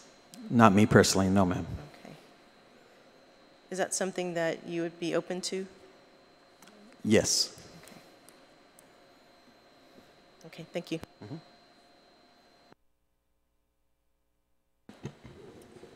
Thank you. Senator Tadegui. Thank you, Mr. Chair. And again, I'd like to thank everyone who came to testify on the bill and add some clarity, especially for my colleagues who are here, because I've been studying this for quite some time and meeting with each person here too as well. But I think it's important to know that one of the testimonies from Mr. Long stated, he's an electrical engineer too, and he's mentioned that, you know, the reason why these condominiums are wired the way they are is because, one, it's more cost efficient. Two, it provides a more safe wiring system into the unit itself, especially if you're utilizing these elevators. And that's something that's very important with these condominiums. You're starting to see more of our senior citizens move into condominiums, smaller dwellings, residents than their house, and the importance of having an elevator, access to elevator. And you know, we have power surges here and we have power outages quite a bit. So it's important to have this kind of generator to some of these units. And most of the senior citizens look for condominiums that have this type of setup where in the event the power goes out, the generator kicks in. And you and I both know, especially Mr. Benavente, the importance of wiring directly to a generator to provide that power throughout the whole condominium is very important. And it's less wiring to do so. You know, I was kind of hoping when, actually I think it was not in the legislature at the time, when the fire code, building code came into play. And if they had put this in the fire code, that it would be safer for these buildings or these new buildings coming up that are condominiums or apartments, that the wiring system is meant to be more of a safety mechanism than anything by providing just that one outlet, which is one major cable. And that's the issue here with regards to how it's set up. Now, what I don't understand here, and then my colleagues can see as well, maybe they understand better than I do with regards to, first you say in your testimony in I think it was 2015, if I'm not mistaken, when we had the last public hearing, that if these condo units were to rewire their whole unit, which would cost about some places $2 million to do so, and it's individually, each meter is put up for each resident, that you can charge them residential rates. However, it's not just that, and then you say that it's probably going to be the same. But what's not the same is the demand charge. The demand charge is quite high, and some of these complexes are charged over $5,000 a year in demand charges. Now, when you talk about demand, you talk about how much power is readily available for that particular unit. So my question, Mr. Benavente, and I appreciate you being here today, is if you're putting a demand, if you had these each individual meters set up, will there be a demand charge on each individual meter on the apartment complex? No, Senator, that would be a Schedule R, and there's no demand charges for Schedule R. Now, having individual meters means that only that apartment or that condo will be metered on and will get energy from there.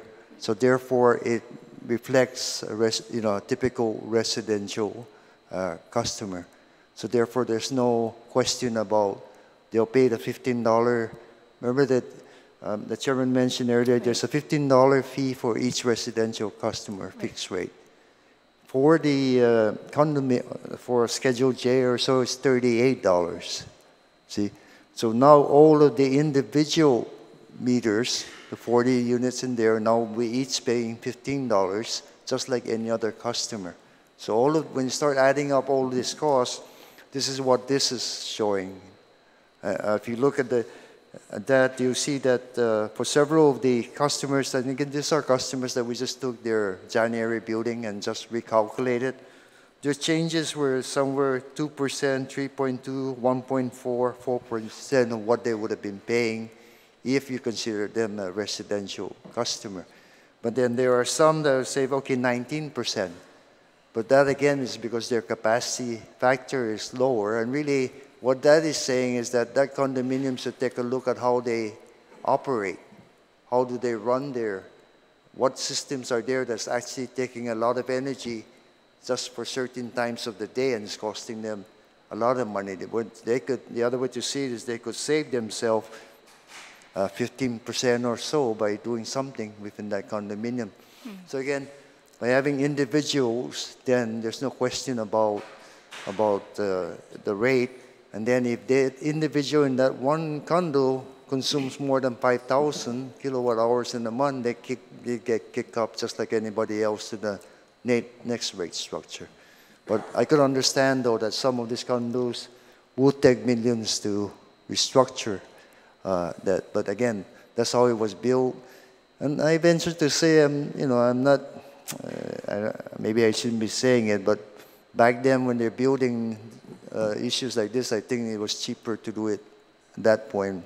That's why the applicants did it way back in the early days. But again, that's probably speculation on my part, no?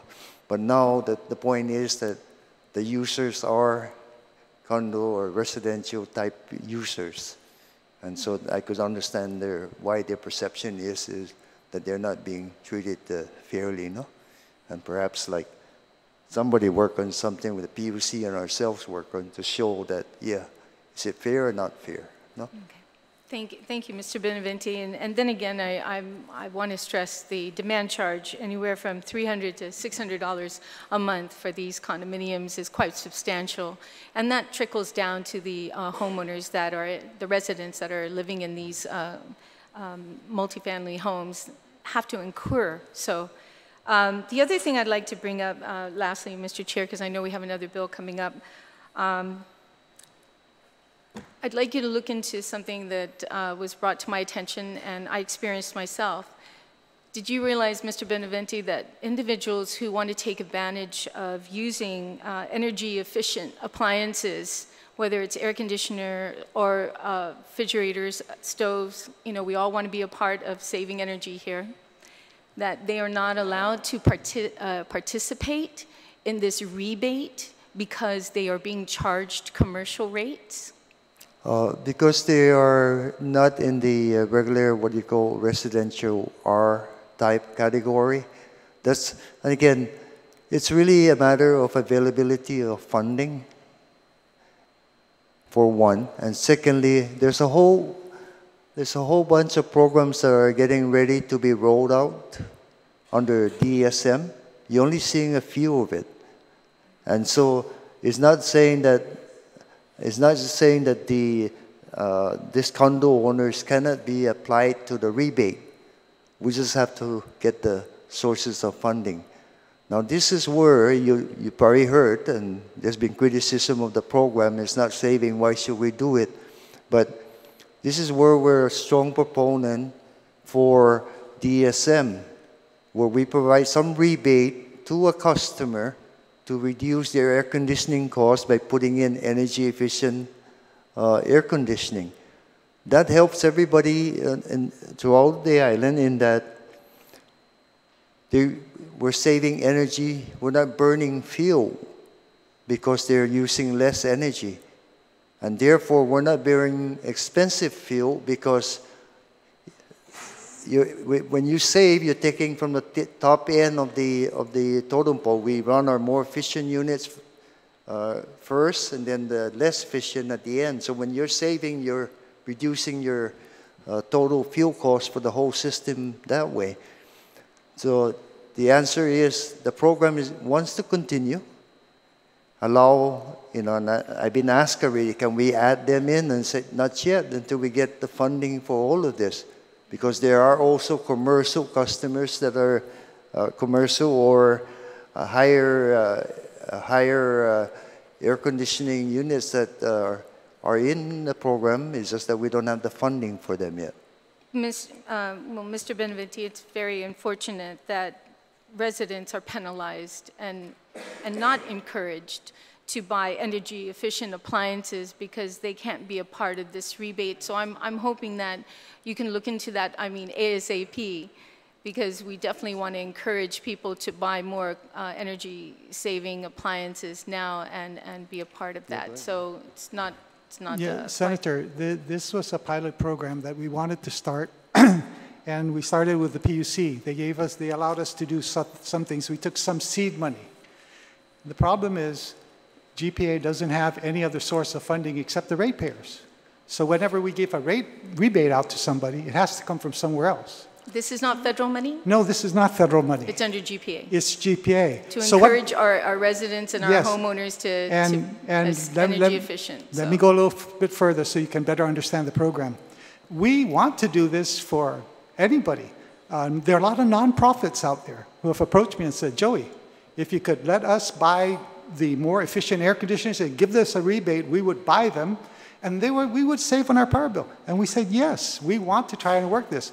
We are now trying to say to the PUC, we've got a docket with them, that we would like to take money from the LEAC. This is the oil charge.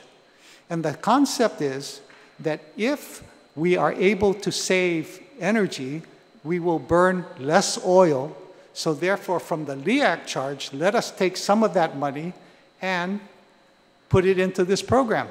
What have we done in the past? We did some refinancing of our bonds, refunding of our bonds back in 2017. And we took, I think, $500,000? 1 million. 1 million. We took 1 million from that refunding savings, and we put it into this rebate program. So we've been trying to control our cost. And when we are able to save money, exactly what do? We take that money and we try to put it into this rebate program. But that's not a stable source. In other words, we were able to refund those bonds. Great. We're looking for what other opportunities we have. Yeah. We're saying that we would like to have a source of funding from the LEAC that will continually give us money. We estimate $1.5 million or $2 million a year. Yeah. And with Mr. Duenas, I'm not questioning the program. I think it's very admirable what you guys are doing on that, but I just think it's unfair that these are residents, these are families that are not part of it, and that you've segregated them because they're being charged more money, for their power and a demand charge for you not to do it. So Senator, that's what I'm trying to say is to please look into that. Yeah, we'll look at, but just for the record, in terms of. Not necessarily for what I'm saying is just to give you an idea of how the program has grown. No? The seed money was 1.8 million that we found from GPA. Again, no grant, just from the internal sources, right?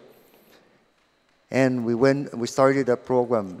It took about 2.5 years, the marketing and all of these different things to get the program going.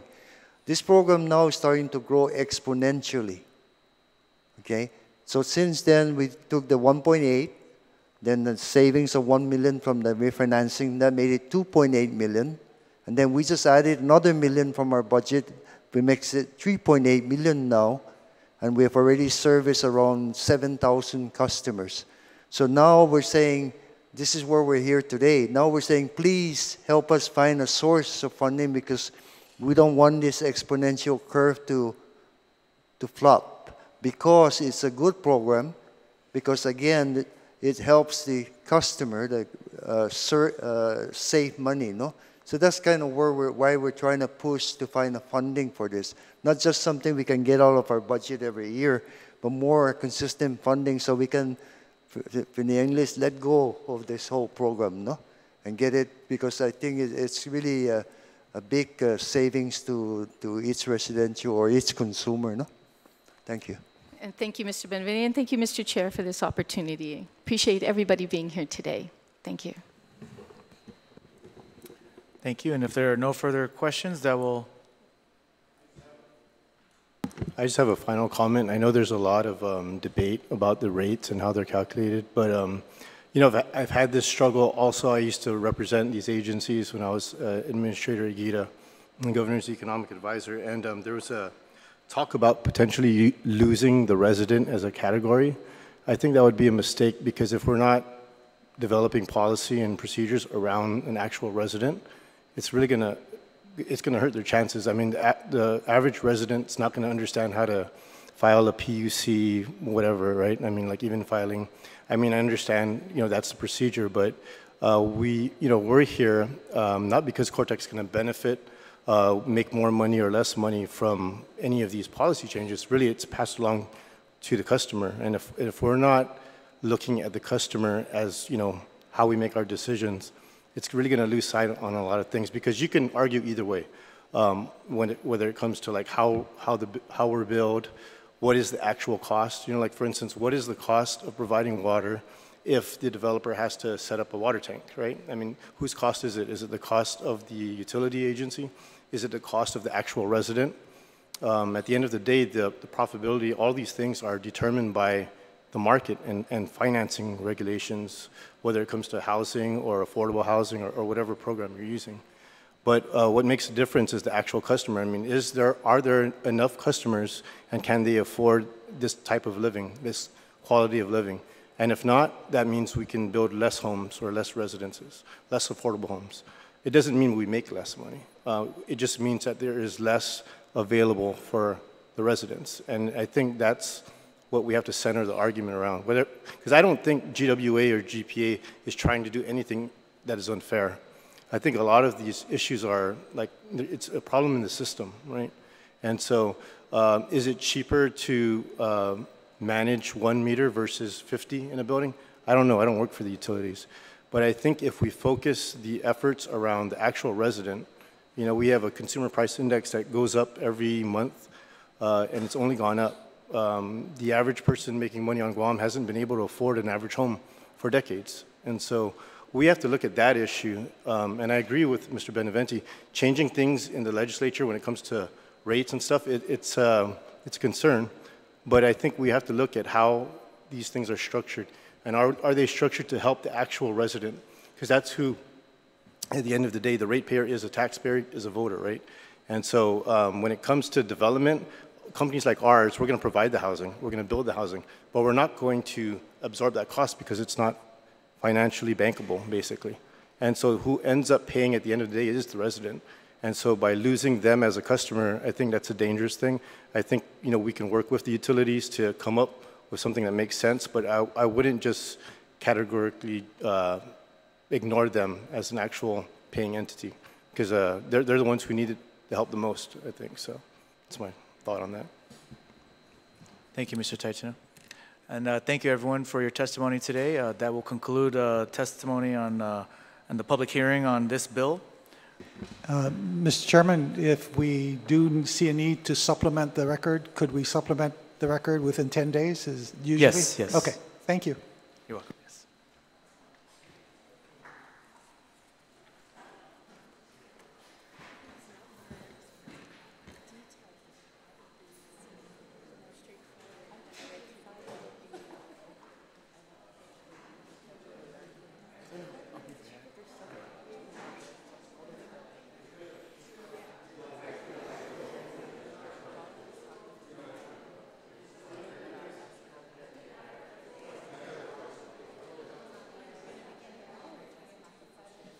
I'm going to just go into it. Yeah.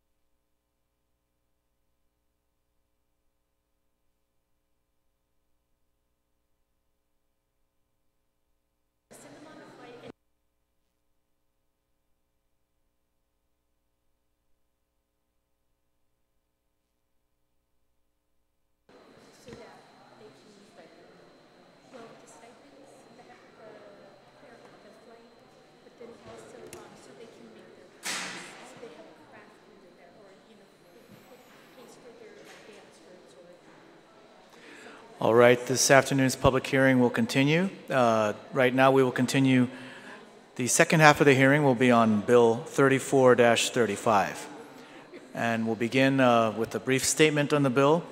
This is a bill that I've introduced. I introduced Bill 34-35 in order to provide remedy for potential business owners who have previously expressed interest in establishing cannabis testing facilities for cannabis, particularly in the medicinal cannabis industry.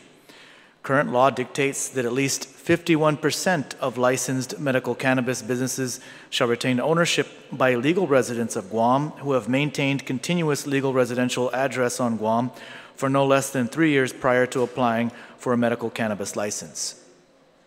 While I'm not opposed to this idea, it has come to my attention that this requirement has inhibited the progress of our community's effort to move forward with providing the long-awaited medicinal cannabis, especially among patients who may not have access to home cultivation as an option. Removing the requirement for cannabis testing facilities will allow local businesses to invite potential investors from off-island to get our laboratories up and running, hopefully without too much more delay. So a big reason for this measure, as I was just saying, is that the people of Guam have passed medicinal cannabis into law, medicinal cannabis program into law over 4 years ago, but there's been numerous things that have prevented it from actually being implemented. Patients still do not have access to safe, regulated medicinal cannabis.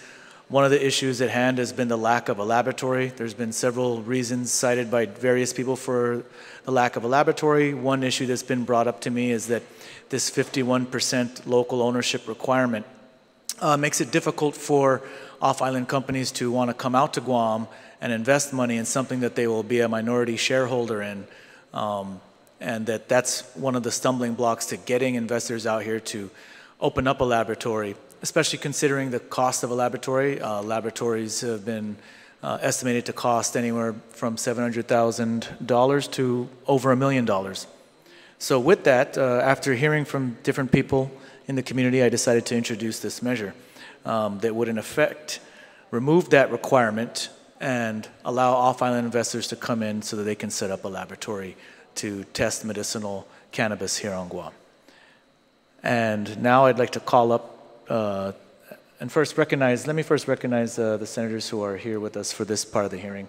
Senator Kelly Marsh Taitano, Senator Amanda Shelton, and Senator Luis Muña. And with that, I'd like to call up those who have showed up today to testify on this measure, beginning with Andrea Pellicani, as well as Linda Unpinko Denorsi, excuse me.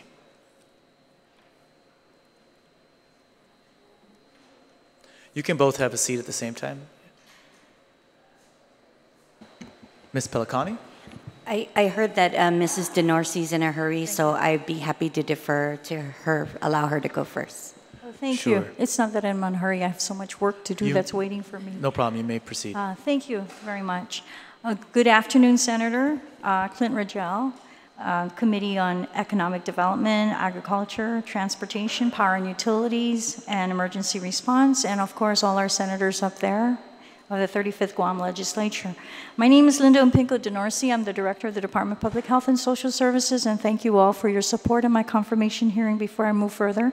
And I want to say that I fully support the Bill 34-35, an act to amend the subsection 100 and the subsection 10.208, which is of Chapter 10, Division 1, again, Title 26 of the Guam Administrative Rules and Regulations relative to the ownership of requirement of a cannabis testing facility. And as you know, it is amended to read, as you mentioned, Senator Clynton Ridgell, that at least 51% of the licensed cannabis business shall retain ownership by legal residents of Guam who maintain continuous legal residential address or addresses on Guam for a period of no less than 1 year. Previously it was 3 years, now it's going to go down to 1 year for the application for the medical cannabis license. And this requirement shall not apply, of course, to any persons or any associations of persons applying for a license to the laboratory test cannabis. And again, amending this from 3 years to 1 year of legal resident is really sufficient in that it will allow the movement of persons or associations or businessmen to apply for a cannabis testing facility. And I also agree with the subsection 2 in terms of the amendment of Chapter 10, Division 1 of Title 26, the GAR, to read as it was amended, that the legal residents of Guam who have maintained continuous legal residential addresses on Guam for a period, again, of no less than a year prior to the application for a medical cannabis license and shall retain the 51% of ownership of the medical cannabis business pursuant to Chapter 10, Division 1, and Chapter 12, Part 2 of Article 25, subsection 12-2508. Again, the decrease of 3 years to 1 year, again, is sufficient. And in order for us to really move forward with the medical cannabis, and that's what we're primarily moving forward to. In fact, we're having our first informational briefing on March 18, and we've already set this up, and you're all invited, but specifically, we really want to move it forward, and we're already getting, everyone has been already identified for the Regulation Commission. And we really need to have this laboratory testing in order for us to test samples of the cannabis so that whether it's prepared or whether it's products to accurately determine the concentration of the delta-9 tetrahydrocannabinol or THC and the cannabidiol or CBD. The presence also of identification whether there are any molds or funguses or fertilizers or any other nutrients or any heavy metals or other contaminants, including, of course, pesticides and other active ingredients. And therefore, in view of the above, I am in favor of Bill 34-35. And so by amending those two subsections, as I indicated earlier in my presentation, will allow us to have more private businesses that can apply for a cannabis testing laboratory facility on Guam. And we really need that to move forward in this project. I'd be more than happy to answer any questions you all may have. Thank you. Ms. Pelcani? Hafide, good afternoon, and thank you for allowing us to come and speak on Bill 34-35. I would fully support removing any barriers to entry for any businesses. I'm a big supporter of local business, and so I was a big supporter of the the 3-year requirement, but specifically to reducing it to 1 year, I think we'd support that again.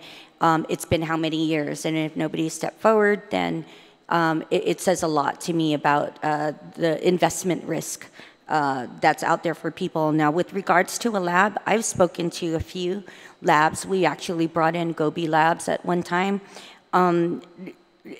Everybody knows it's easier to get a divorce here than to just dissolve a business. And so with that being said, people are, it's actually true. That's actually true. With that being said, it's difficult for people to invest $1 million or $700,000 into a business not really knowing who their business partner is, not really knowing, and for their business partner to retain the majority ownership. So they bring in the IP, they bring in, you know, the standards of testing, they've been doing this, but then they invest all the money and bring everything here, and then they only retain a minority share. I can see how that could be viewed as sort of unfair for them, and then it would be discouraging for them to come in and set up business here. So I would support, one, I am a big supporter of having a lab. I don't think either the medical industry or if adult use should pass, it should all require lab testing, all of it. And one of the examples I wanted to cite was in Hawaii. When they passed their dispensary law, which was not too long ago, even though they were one of the first states to have adopted a medical use program, they just recently opened their dispensaries. It's only been maybe a couple years, not even a couple years. They did a sort of test on their home cultivation market, and 75% of what was available out there would have failed regulatory testing. And a lot of it was the presence of mold and mildew. And this is what, you know, if we're saying that people are allowed to grow at home, especially if they have compromised immune systems. They don't necessarily realize that the way they're storing their plants or the way they're, watering them or whatever care is also contributing to a bigger mold or mildew factor. And then depending on what sort of grow medium you use, if people are trying to grow it in the ground, you could also absorb some of the heavy metals. And so these things should be taught. And I was a big proponent of saying home cultivation needs to exist. At the same time, regulatory businesses exist. They need to coexist because there needs to be patient workshops available. There need to be people who are out there showing people how to grow at home, people to sell them the proper equipment, and things like that. So while we have this sort of quasi-regulatory state, we have patients now applying for permits. I just don't want to go down the road of what Hawaii did. And again, once they opened up dispensaries, they tested what was available through home cultivation and out on the streets. 75% of that failed. And so to me, that represents a danger to especially our patients. The same thing happened in California. Even people who were entering their cannabis into cannabis contests, initially, when lab testing started to be a little more standardized, they started lab testing the competitors in these cannabis cup type events. And initially, a lot of them were failing for pesticide use and things like that. And so one of the issues as far as standardization, they cannot test pesticides on cannabis because federal regulations prohibit it. And so Colorado has adopted probably the most stringent guidelines. So what happened before was if they were following food production standards, right? So if you could eat it, right? Then those are the pesticides that you could use. Only realizing after the fact that pyrolysis is real, and even if you use a pesticide that's safe for consumption via food, it wasn't necessarily safe when you burned it. And so you have to adopt, stringent pesticide guidelines for both food grade pesticides as well as tobacco grade, because tobacco grade approved pesticides have been tested for pyrolysis. So until the federal government starts allowing cannabis to be tested with each, types of the different types of pesticides, we just have to err on the side of caution. And again, we do know that there's a lot of heavy metal content in our soil, so people are growing outdoors in our soil. Cannabis can be absorbing that. So I'm a huge proponent of lab testing. I don't think we should get rid of lab testing. I think if there comes a time where we need to either put a waiver up if it becomes necessary because there is no lab open, I think we can cross that road if it should come. But the one other thing I wanted to note about the labs, as a part of the application process, you would apply for your license.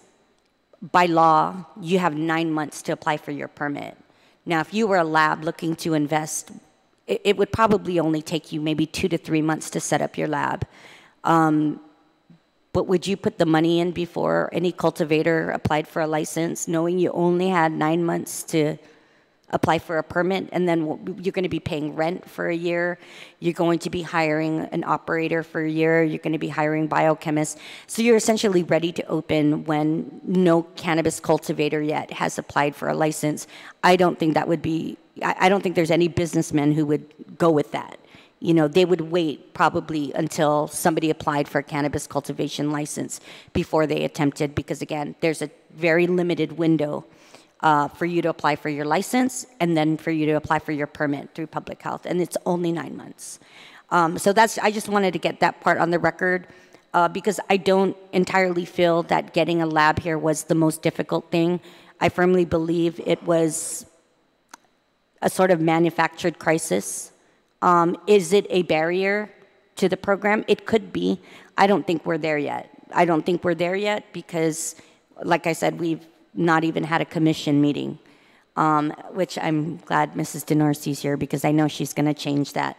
And so, so we're looking forward to that. So, but either anything that would reasonably remove barriers to entry for any cannabis business, I would support, including and especially the lab. Thank you. Thank you, Ms. Pelicani. Mr. Savares, Jonathan Savares, go ahead and introduce yourself for the record. Howdy, my name is Jonathan Savares. I'm a medical cannabis patient here and a co-founder for the Guam Legal Movement. We also have the Guam Medical Marijuana Patient Movement that we're working on as well, which is comprised of just specifically medical cannabis patients here on Guam.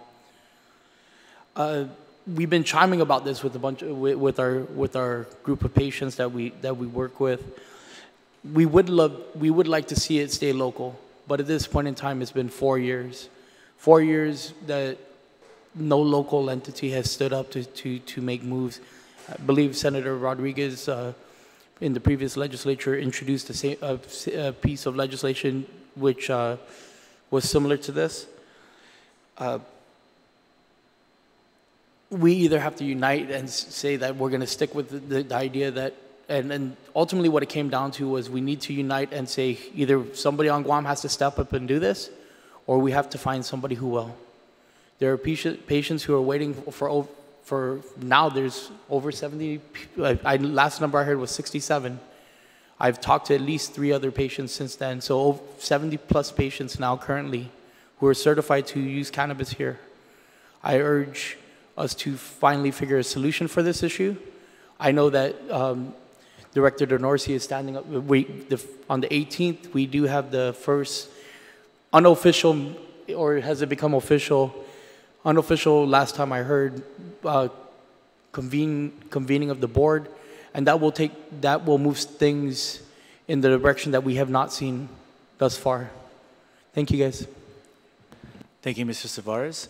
And now I'd like to open up to any of my colleagues who may have any questions or comments. Senator Shelton? Thank you. Not really a question, but I just wanted to thank everyone for their testimony. I think what all of you have said, that we've waited quite a long time, and anything that we can do to help move this forward and offer access to safe and tested medicinal cannabis, I think is something that we all look forward to here. So I want to thank the sponsor of this legislation, Mr. Chairman Suzuis Masi, and thank you to all of you for being here today. Thank you, Senator. Senator Kelly Marsh Taito. And I largely want to just second that. I know what it takes to come here and testify, and so thank you for the time and the effort to do so. I do think that it is moving forward something that's been waiting too long, and if we can have this be something that helps those wheels further get in motion, then it's a good cause. So, Suzuis Masi for testifying. Yes, may I just comment? The informational briefing that we're having on March 18th, we've invited, of course, the speaker and the senator of the Committee on Health, Senator Therese Terlahi, and all the board, well, the commission that we've already identified. And the only thing that we're presenting to them is really an overview and update of what's going to be happening, all the 6 cannabis laws and the rules and regulations that have been already adopted into the Title 10 of the Guam Code Annotated Act, and our FY 2020 budget that will be inclusive of the medicinal marijuana, which includes additional staff and also tracking system to track all the people that have gone through the program. And Public Health has already identified all the licenses, and we already have all the forms for the application. And as Mr. John Savares has indicated, we do have 67 that have already gotten written certification, and we already authenticated those certifications. We have about 3 that with home cultivation, and so we are moving forward, and we are doing the inspections on the home cultivation as far as we are concerned. And that information will also be provided during this informational briefing. Thank you. Senator Muña. Thank you, Mrs. Donorsi. I appreciate that, and really looking forward to that informational briefing. I guess this question could be maybe for your insight, but even if Andrea would like to chime in. The last public hearing we had in regards to recreational cannabis, although it is relevant at this point, one of the testimony came from Matt Geiger, who said that he was concerned about maybe restricting multiple businesses, whether, like say for example, a cultivator and a lab owner and a distributor or dispensary. Do you feel that that should be a concern as well too?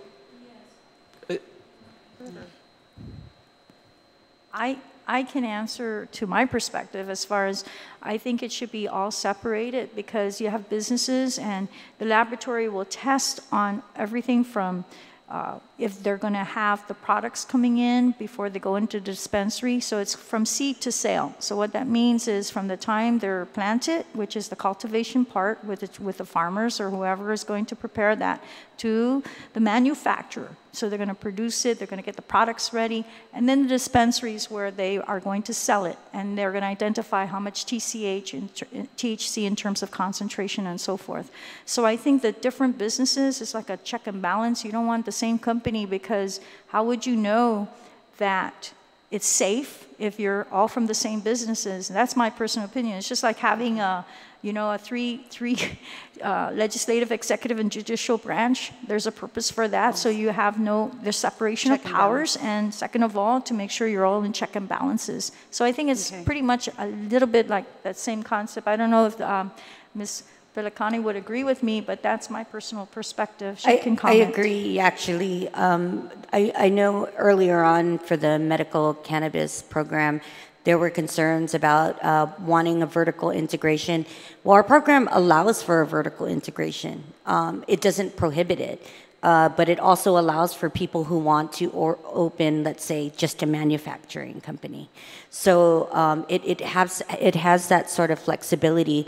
The concern about the lab, however, is a very big one. If you've been following the problems with diagnostics nationally, because there has been a lot of trouble standardizing sort of diagnostics, it needs to be independent. So if you look at the medical cannabis law, there's extensive language to try to close as many loopholes to ensure that investors, stakeholders, employees for labs aren't associated or affiliated with any other cannabis business.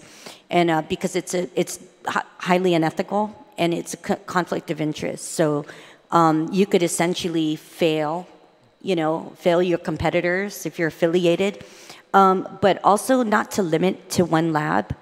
Because right now we have sort of a due process issue if we would only get one lab here. If you fail a test, right, there has to be a process for you to retest. And Mrs. DeNorsi can probably speak to this more in depth, but every other program that requires any sort of testing has to have this due process. Now, if we only have one lab, that due process is sort of restricted. As opposed to, well, I'm going to try another lab and see what my tests look like from there. The important thing is the sampling is one of the things that I said. There's no point to lab testing if people are going to be submitting their own samples. The lab needs to come in and pick the samples. That was one of the things that we asked and urged as far as the rules go. Because what's the point if I could give one clean plant sample and then pick the top flower for the best, I mean, everybody knows it's a plant, right? So the flowers at the top are different from the flowers at the bottom. So, and then from batch to batch, right? So the point of the randomization of the sample is to sort of get a range of testing. And so those are a few of the important things from the industry side. The lab needs to be completely independent from any other cannabis business, at least in my opinion. But that's, you can weigh that out. Others may feel differently, but just from what I've seen in the diagnostics industry, there's been a lot of, they have these labs in a box, which I don't agree with either. I mean, I'm a big proponent of quality lab testing for patients and for the market entirely. And our businesses should not just be limited to one laboratory. We can have more than one laboratory. The law doesn't say it has to be one laboratory at all. In fact, you know, the more labs you have, the better off the consumers may be. Who knows? But it's always good to have more than one as a backup. Should something fail on one end, you have another entity.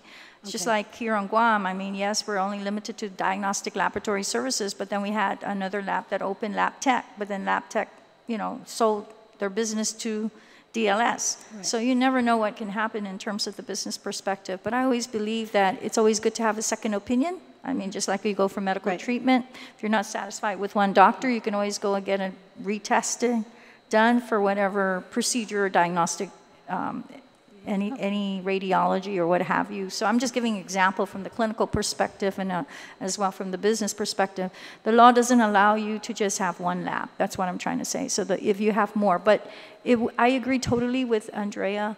You do not want to have a person that's running a business in the laboratory to be the same person that would be the cultivation, because how do you know that what they're growing, if you're the same business that does the laboratory testing, if you have all these plants that may not be in accordance to the safety of the patient, yet you want your business to flourish, of course, you're just going to hide it under the table. Oh, no, it's okay, we're going to do it. Or even as she said that yeah, it it's could fail unethical. the other competitive businesses too as well, right? Okay. So that's why I feel, and as I mentioned earlier, segregation would be the best way to go to ensure safety is maintained. One of the misconceptions we've also had is that in the beginning of this whole project, everyone, or this program, everyone thinks that public health is supposed to open up the laboratory. That's not true. We found out, and I sat down with the speaker. We went through volumes of the different laws, and here, there, and everywhere. And in certain sections, it says, like, you know, you're kind of like lost because it says a public entity, and then in the other section it says private businesses. So I brought that to the attention of the speaker. It seems very ambiguous. It's not clear. And so she said, we did also address it, and it's not public health that's supposed to run the laboratory testing, which I agree totally. It should. We're in there to maintain safety, just like we have environmental health to come in, to look at all the businesses of, that are running, let's say, restaurant industry, for example, to ensure sanitary permits are issued and foods are prepared in the right way. Same thing as what we're going to come in there with our public health inspectors to make certain that the safety is ensured in the dispensary and, of course, in the laboratory. Does that make sense? Yes. Okay. Thank you. I'd like to recognize Senator Sabina Perez. And Senator Muñoz, do you have some more questions? Jonathan, did you want to make a comment on that? Or I believe that the separation is in the bill. And looking at it from a patient standpoint, having an independent lab would make more sense. Okay. Okay.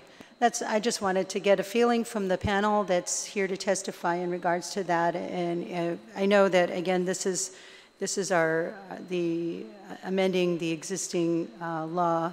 But moving forward, if we move forward into the adult use, then that would be a bigger concern too as well.